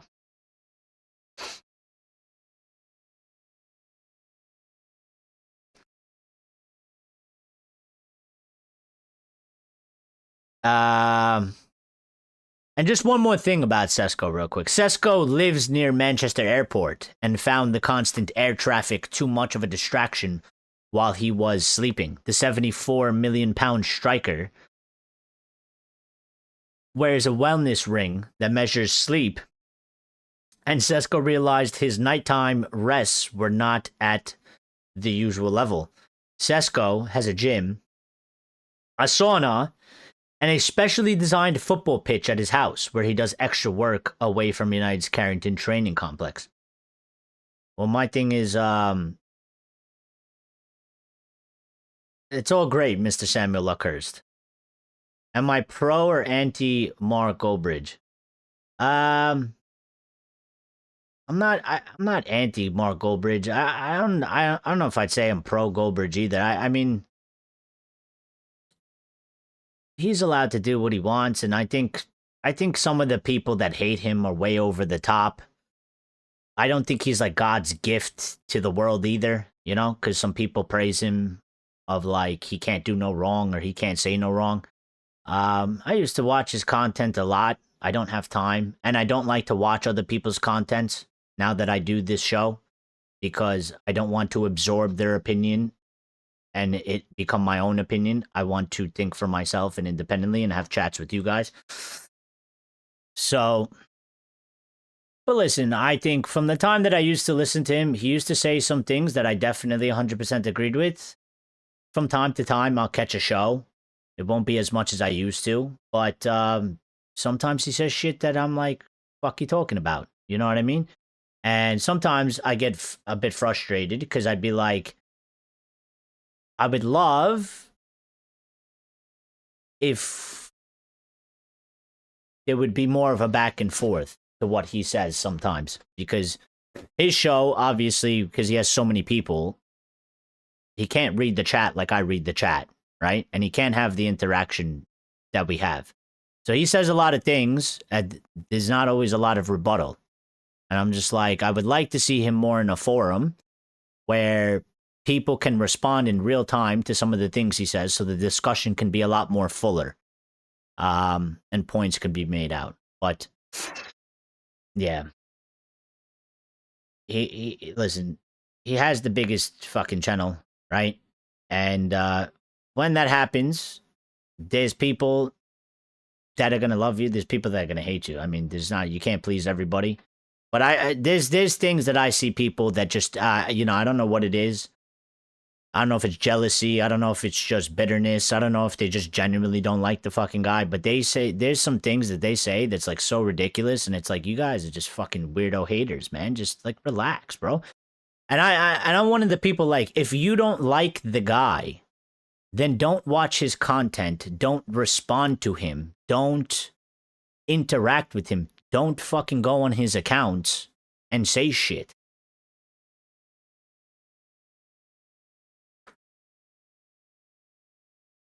Yeah.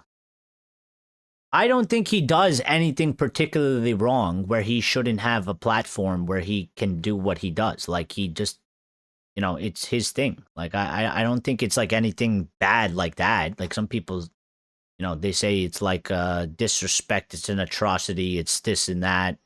He's an actor. I'm like, I don't think I really believe that, bro. The guy's done this shit for like 7, 8 years. He goes online and he pretends. Give him a fucking give him an Oscar. I think it's very hard to do that on a daily basis for 8 years. Pretend like you give a fuck about something that you could fucking care less about. So his name is Ben, though. His real name is Ben, though. I'd say this with a bit of appreciation. I'm sure the players would deliver for him so they wouldn't have to hear his funny voice every time they fuck up.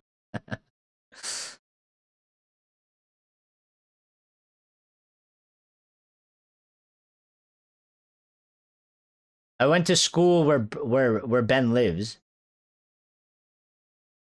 Oh, well, his name is Brent. Ben Sesko. I went to school when Ben lives. It's leafy because there's a lot of airport space. Rashford grew up on the poor side of it. The projects of I can't pronounce that. Wethenshaw, to use the U.S. parlance. You mean Sesko? Yeah, I figured that out. Thank you. I figured that out. Well, the thing is, like, what I was saying before we start talking about Goldbridge, all right? What I was saying was, so he lives near the airport, and he found that the constant air traffic, too much of a distraction while he was sleeping. And that his nighttime rests were not usual level. What did he do about it? We didn't get the update. We didn't get the answer from Samuel Luckhurst. What did Sesko do about it? Is he still living there? What did he do? Did he get earplugs? Does he wear, like, did he soundproof his fucking broom, his house, something? I don't know. What?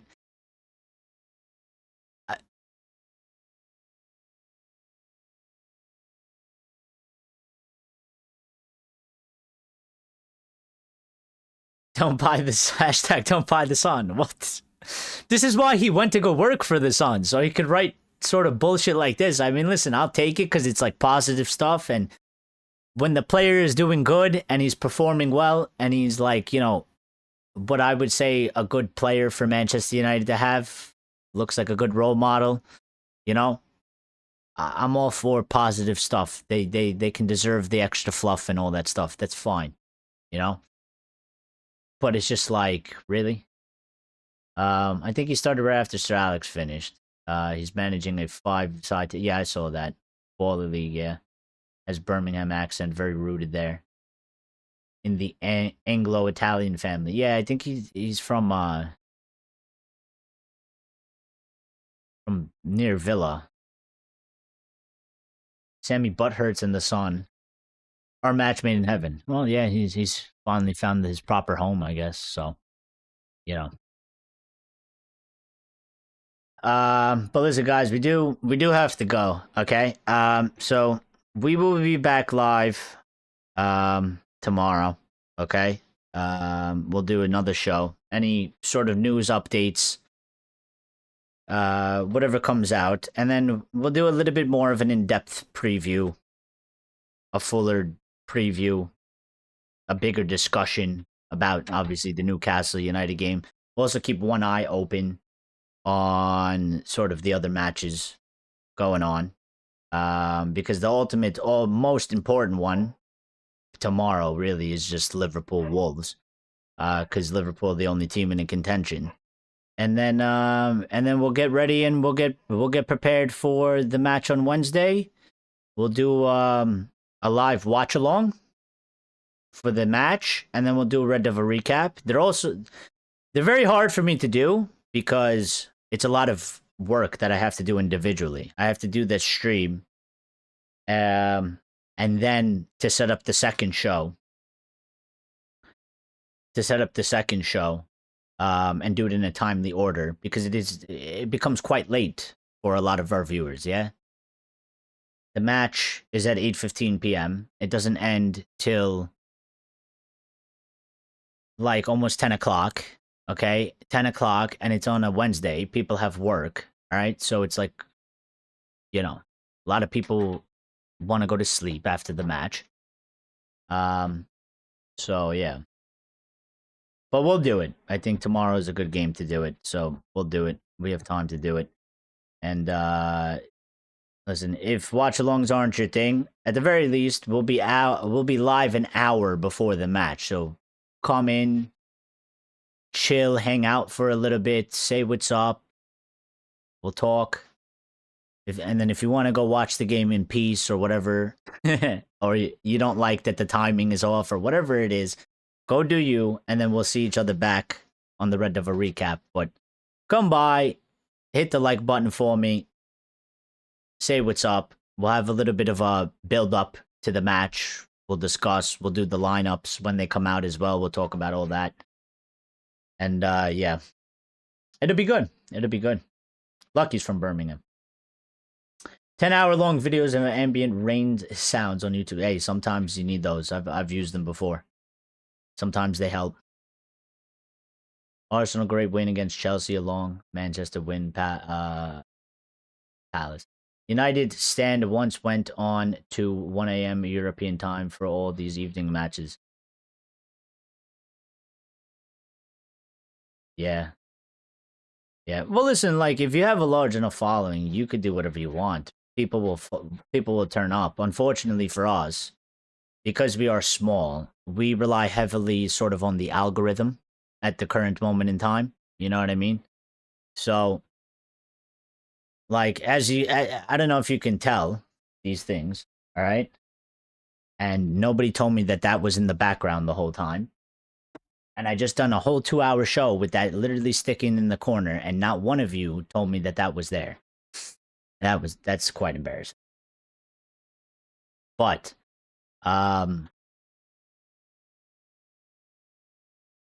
yeah, if you have the algorithm, I mean, if you have a large enough following, you can do whatever you want. I don't know if you noticed, but like my titles and my stream titles and the titles for the thumbnail, they gotta be on point.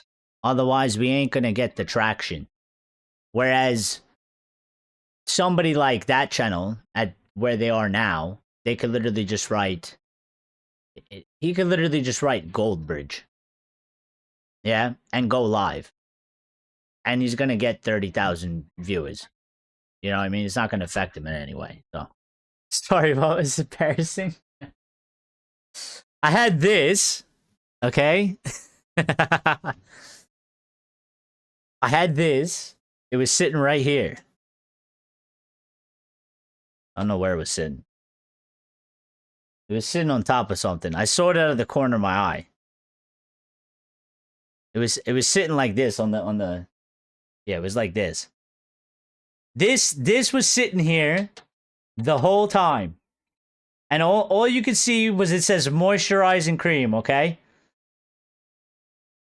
All right? We're lucky we're not a huge channel. Because we'd get absolutely clipped for this. And who knows what the fuck they'd be saying about me on Twitter, right? This is for the face, people. All right? Don't get any fucking weird ideas, all right? We don't do that sort of thing. All right? Don't be weirdos. All right? This is solely for the face. All right? Take care of your skin. It's important. All right? It's important. Ah, shit. Sorry, Eric, we aren't big enough for you to quit your construction job, but it's nice to have. No, listen, I love the community we have. It's not. That's not what I'm saying. I love the community we have. I like that it's. Listen, it would be nice if it's big too. Okay, but then there's obviously a lot of shit that comes with that. So I like the fact that we can have different conversations than a lot of the other big channels. We can do things differently in different ways. Okay, they can't do some of the things that we're able to do. They can't have some of the discussions in the manners in what we have. Also, ours is a lot more personal. Okay, we can communicate with each other a lot more often, more easily. So I like that aspect. What I'm just saying is, like, it's a bit shitty, at least for me. Okay, it's not all about views, but it's a bit shitty. You do a live, okay, and the channel gets 25. The video gets 25 views. All right, because of the fucking algorithm. You know what I mean? I can live with 200. I can live with 3, even 100. All right, it's fine. But you get like 25. And you're like, really? That's all you're going to give me, YouTube? You're only going to give me 25 out of fucking 8 billion people in the world? You're going to give me 25? 25. You can give me a little bit more? Even if they see it and they don't stay around, just give it a little more. You know?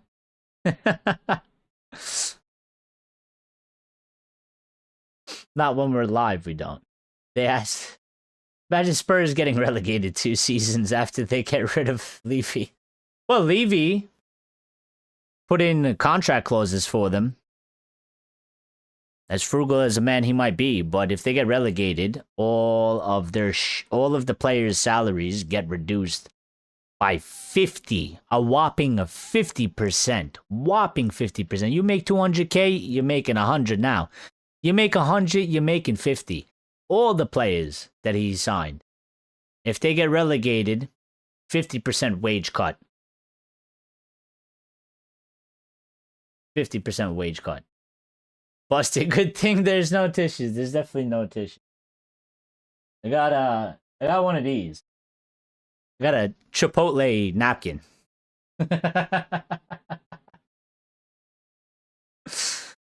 Alice Talks Football says she makes $50 a podcast, so she does 10-minute bits and 30 minutes max.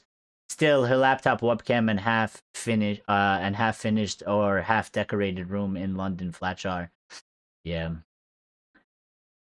She makes £50 a podcast. Yeah, but listen, she's making money from the YouTube, though. From the views she gets, okay? She's making decent money. She's making decent money. For sure. For sure. Now, the podcast thing, when she goes on, I don't know, maybe she needs to up her, I think that's on her. She's got to up her price, maybe, if she wants more money. You got to charge what you feel, you're worth. So if they like her, if they want her, she could charge 100. She could tell them, listen, I don't do podcasts for less than £100. She gets 5,000 average views. Live. Greetings. Sorry I'm late. Just got back from the pub. 4 games yesterday. With the same score line. What are the odds on that happening? I don't know, but if you bet on... all I do know is that if you bet on that, I would understand if we never heard from you ever again. I would understand. If you put a nice chunk of money on that, and you bet on that, and that's what happened, I'd understand if we never heard from you again. Totally. Not live. She has a following with her blonde hair. $50 a podcast, so 25 pounds. I said $50. 50 pounds a podcast, so 25 each.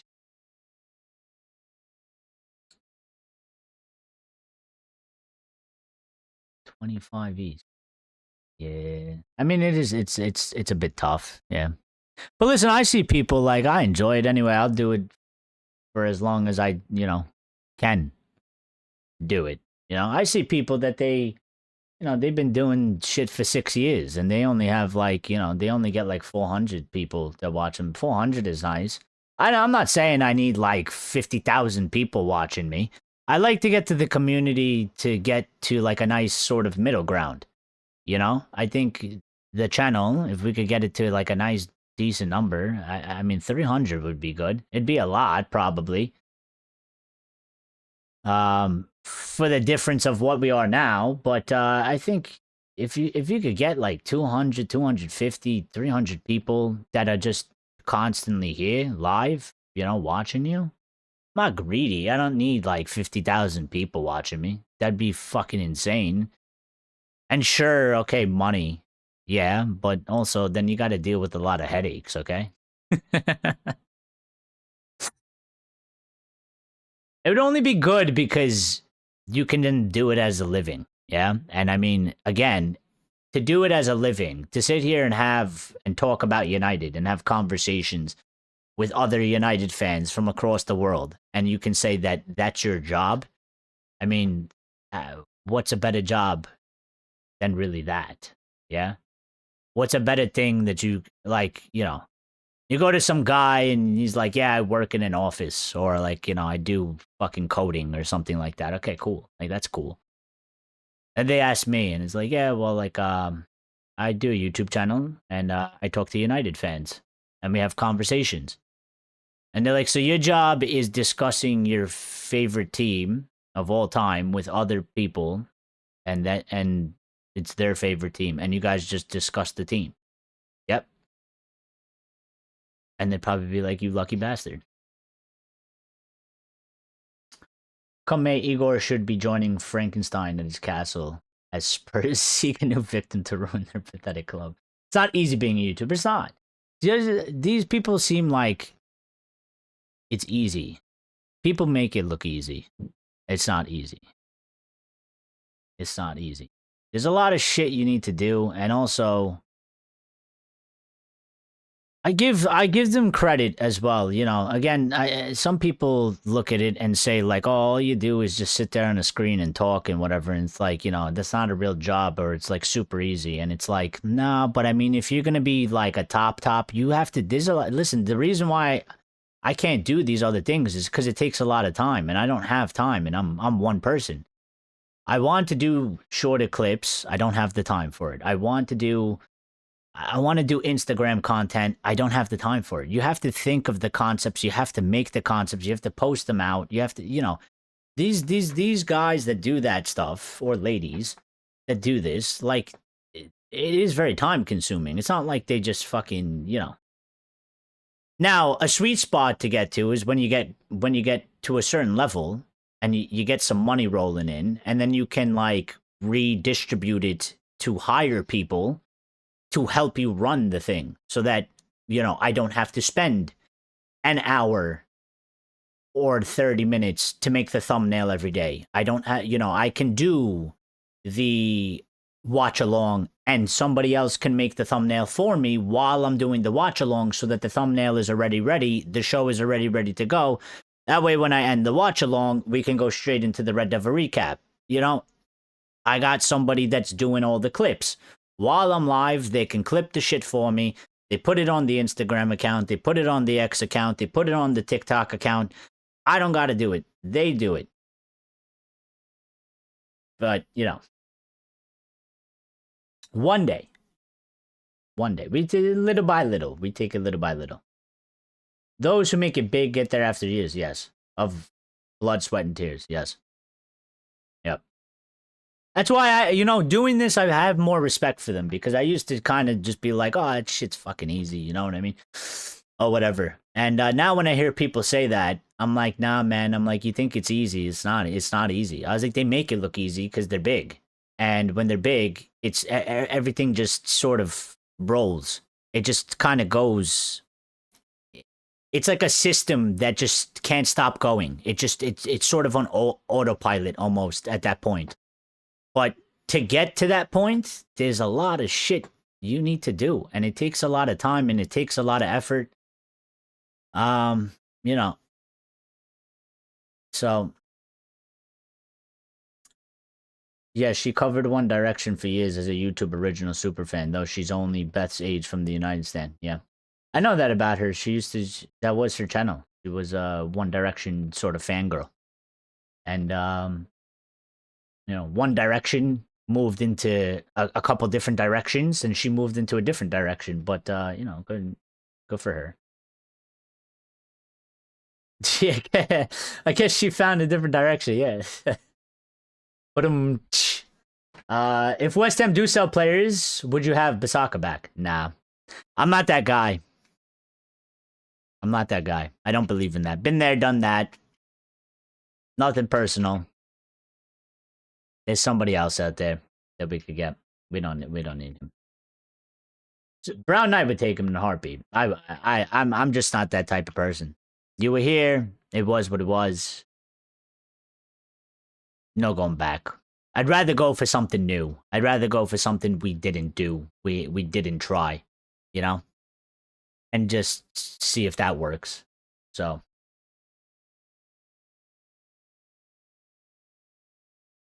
she's got on the same Sky's soccer show as Terry Flowers has. Terry Flowers. I call him Flowers. I always say Flowers. Flowers. Alice apparently invites to YouTube VIP shows too with Goldbridge. Yeah, one day, hopefully, I would like to appear on their channels one day or something like that, or do some sort of something like that. I know Terry Flowers is very generous in that manner.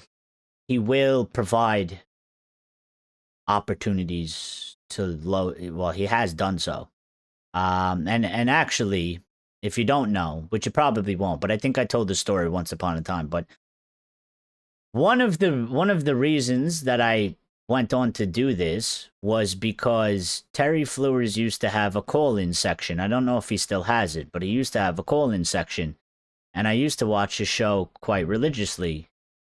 And it was before Haaland went to City. And they were talking about United. They were talking about City. And he opened up the lines. And he said, anybody can call in. And so I called in. And was my first time. I was super nervous. Okay? I was stumbling over words. All right? I got my point across. And I had a decent conversation with them. But I was very nervous. The chat, I fucking took a piece of paper. I put the paper over the chat because I didn't want the chat, because to go from talking to nobody to talking in front of however many people he had, and knowing how the chat is, you know what I mean? I was like, I don't want the chat to distract me. So I was like, I don't know. I don't care if they say good things or bad things about me. I was like, I want to hide it. So I just put a piece of paper on top of the chat. And I actually spoke to Terry Flowers, and I was him, and there was a couple other guys on there. There was Neeks. There was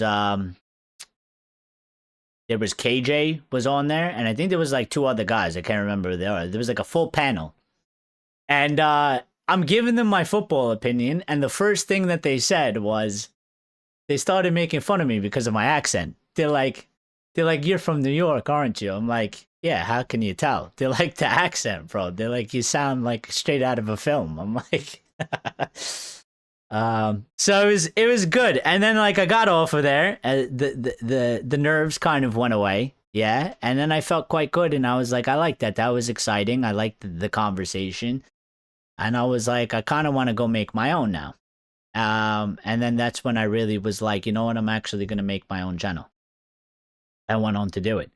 So, but I've been thinking at some point that I will, I want to, cause I like his show. I like his, space, whatever. I like how he has multiple people. And I also like the fact that he doesn't really tend to, I don't want to say discriminate because that's not the right word, but he doesn't seem to like, he's not one of those guys that he will be like, you can never come on my show because like, who the fuck are you and you're nobody, you know what I mean?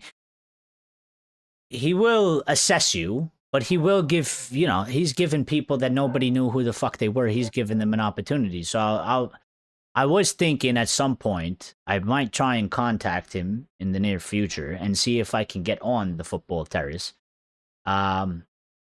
Maybe a one-off type thing, depending on whatever he wants. See if he could have me on there as a guest. And I can join a panel of United fans and have a full discussion with them. So.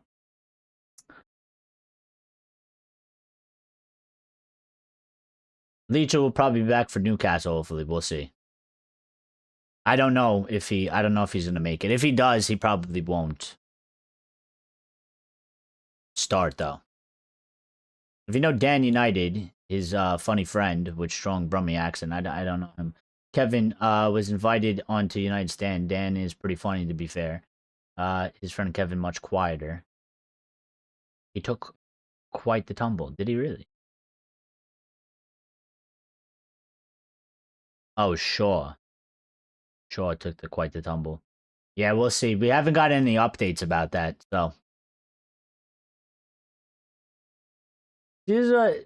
See, some people have that opinion, and I'm not trying to argue with you, Brown Knight. But some people do say that the United Stand is quite toxic, and represents everything wrong with our fan base.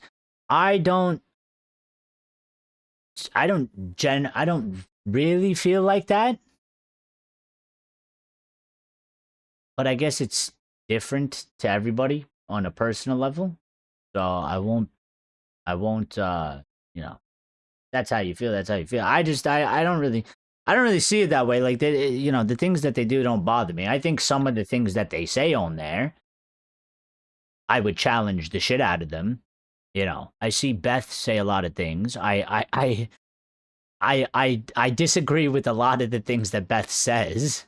Okay, and I'm not like her biggest fan because she says some things that I think are just how do I categorize this? I don't know, bluff or just I don't know, sort of ungenuine or whatever it is. I don't know. I'm not her biggest fan. I see her clips. I see her tweet shit sometimes, and I'm just like. I'm like, get me on a show with you, Ben. Let's have an hour and a half. Me and you. I got some points I got to hit back on the things that you're saying. I would have Sesko on the bench and bring him on late again to do what he normally does. No, I think he should start. I think he should start. I think he's earned the right to start. At this point, I mean, with the record he has, the way he's performing, I think he's earned the right. I think he's earned the right because ultimately, we didn't get him to be a super sub, and we need him to, if he's gonna do his things that he's gonna do, well, he should be able to do it, whether we start him from minute one or we bring him on as a sub. So. Start small, bro. Do collabs with other New York Reds. I gotta find them. Good Vibes John is in New York City, yeah. YouTube does collab videos where two YouTubers can post things together now. Yeah, I gotta find some people that I could kind of do that with. So, I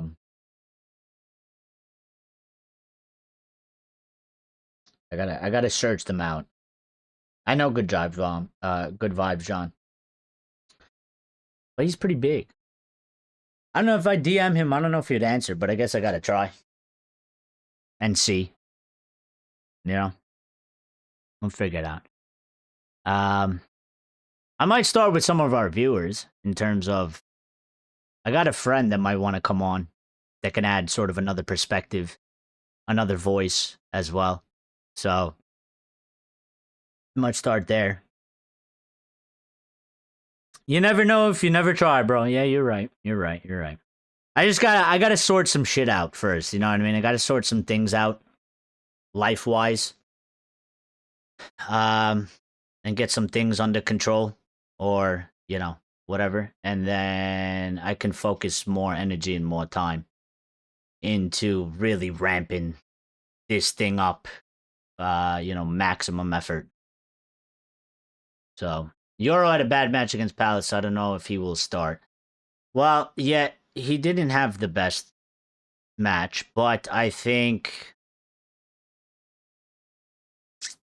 Carrick will probably go with him again because I don't know. I mean, I think Heaven is more calmer, and in recent times, Lenny's form went a little bit down, and Heaven was, when Heaven came in under Ruben, he was doing quite strong, quite well, and he was quite calm. But Carrick has picked Lenny ahead of Heaven because one of them had to start, and he chose to go with Lenny, and he went with Lenny in the one game. He went with Lenny again. So I kind of feel like Lenny will be at it again because I think he's looking at it like he's trying to build some momentum. And since he's picked Lenny, he's going to go with Lenny again. So we'll see. I haven't been on YouTube for a couple of years now. I used to come on as a guest for All United, but they pretty much closed down now. Oh, yeah, really? Well, listen, at some point, I'm gonna open up the call in, and if you guys want, call up, and it'll be through Discord though, so you have to join the Discord. And your face won't be on here if anybody is if anybody is camera shy, okay? Because not everybody likes to be on the camera. Not everybody wants their face shown. But your voice will be here. I'll enjoy that too. Because I'm that type of guy, I like to call people on the phone. Yeah? I'll text. But if I got some shit that needs to be said, if I need like details, if I need to have like a conversation, I like to call people on the phone. I don't like to text like that. I like to have like verbal conversations. So I think the secret of podcasting is to have a producer. The girls get away with being very DIY though, probably because of the majority male audience, from Twitch.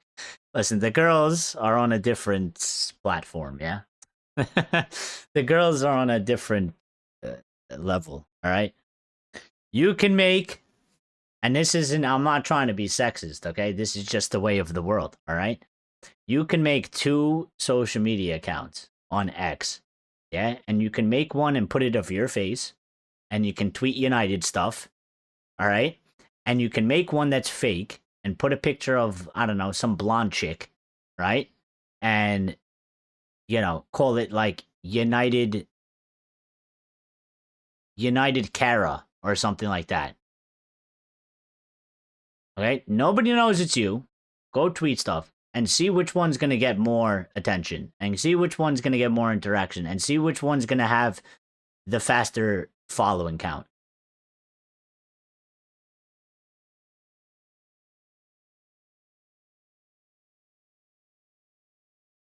Full-Time Devils used to have a guest on, but then they changed formats to more executive club. Yeah, I know that. I know about that too. The famous Stretford Paddock, Goldbridge food. Yeah, I was around for that. I didn't know who they were, but I knew who Goldbridge was. So I was kind of like, and I was kind of new to that scene. Like I kind of just found all this. I didn't even know this was like going on. Because for a long time, like YouTube had this stigma of like, it was like weirdo vloggers that would just like vlog like random things. Like vlog things in their kitchen and stuff, so I never really paid mind to YouTube. And then I sort of stumbled upon Goldbridge and like this whole like football community thing, fan channels. And I watched the United stand, and I had no clue what Stretford Paddock was. And then they got into that feud, and I was like, "Fuck those guys," you know what I mean? Because I was like, I just watched Goldbridge, so I was like, "Fuck them." I was like, "Who are they anyway?" I was like, "I don't know who they are."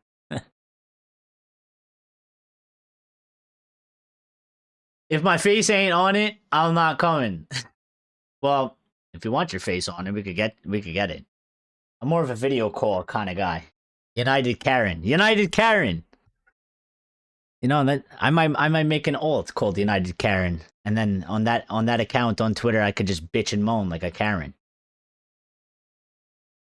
I'll put out tweets like Joshua Xerxes shouldn't wear his hair like that, and Bruno Fernandes shouldn't wear colored cleats. You chose the wrong side, bro.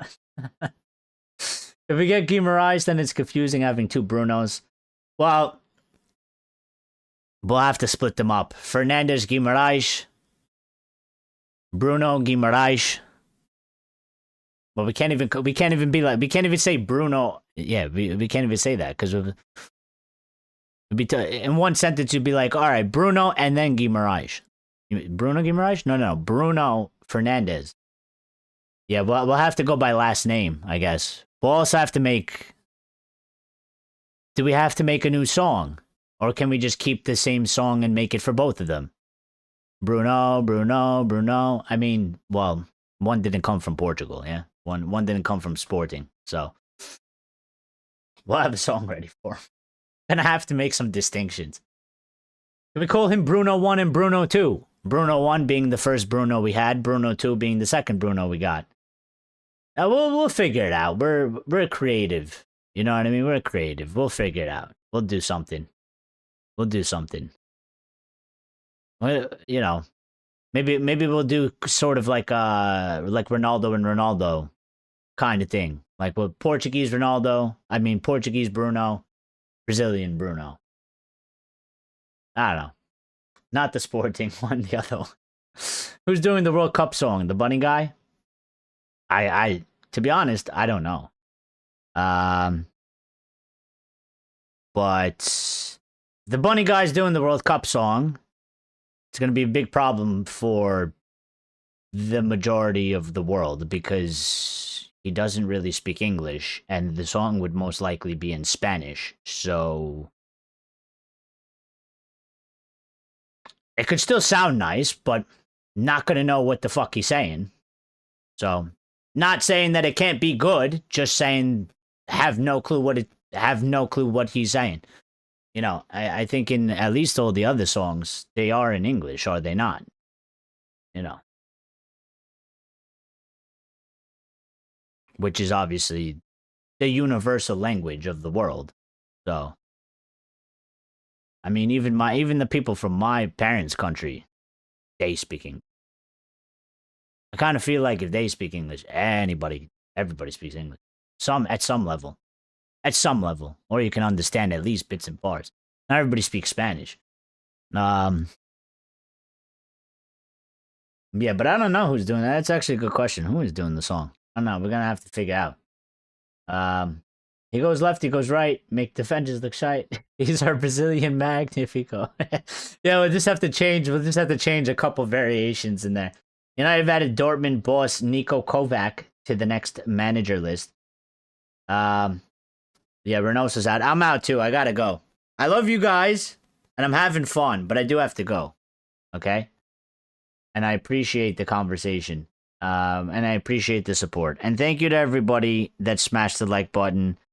And shout out to all of you that keep the show and carry the channel with your commitment to the time and to the conversation, and the effort that you all bring. Okay? So listen, we'll carry and we'll continue the conversation tomorrow. Okay? We will be live again, same time.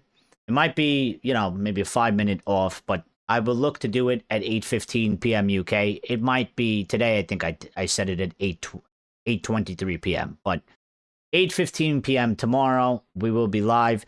Thank you to everybody for the support.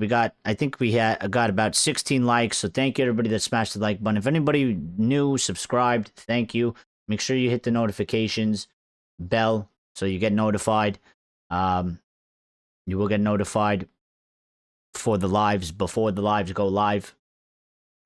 Simon says, have a good night all and a great Tuesday. Same to you, brother, and everybody else. Have a good night. Have a good Tuesday, the rest of your Tuesdays. And have a good Wednesday as well. Have a good Wednesday of the day. And we will see each other either in the afternoon or at night, depending where you are. So I hope, if you're going to work or whatever you got to do, hope you wake up tomorrow. Hope it's, it's a great day.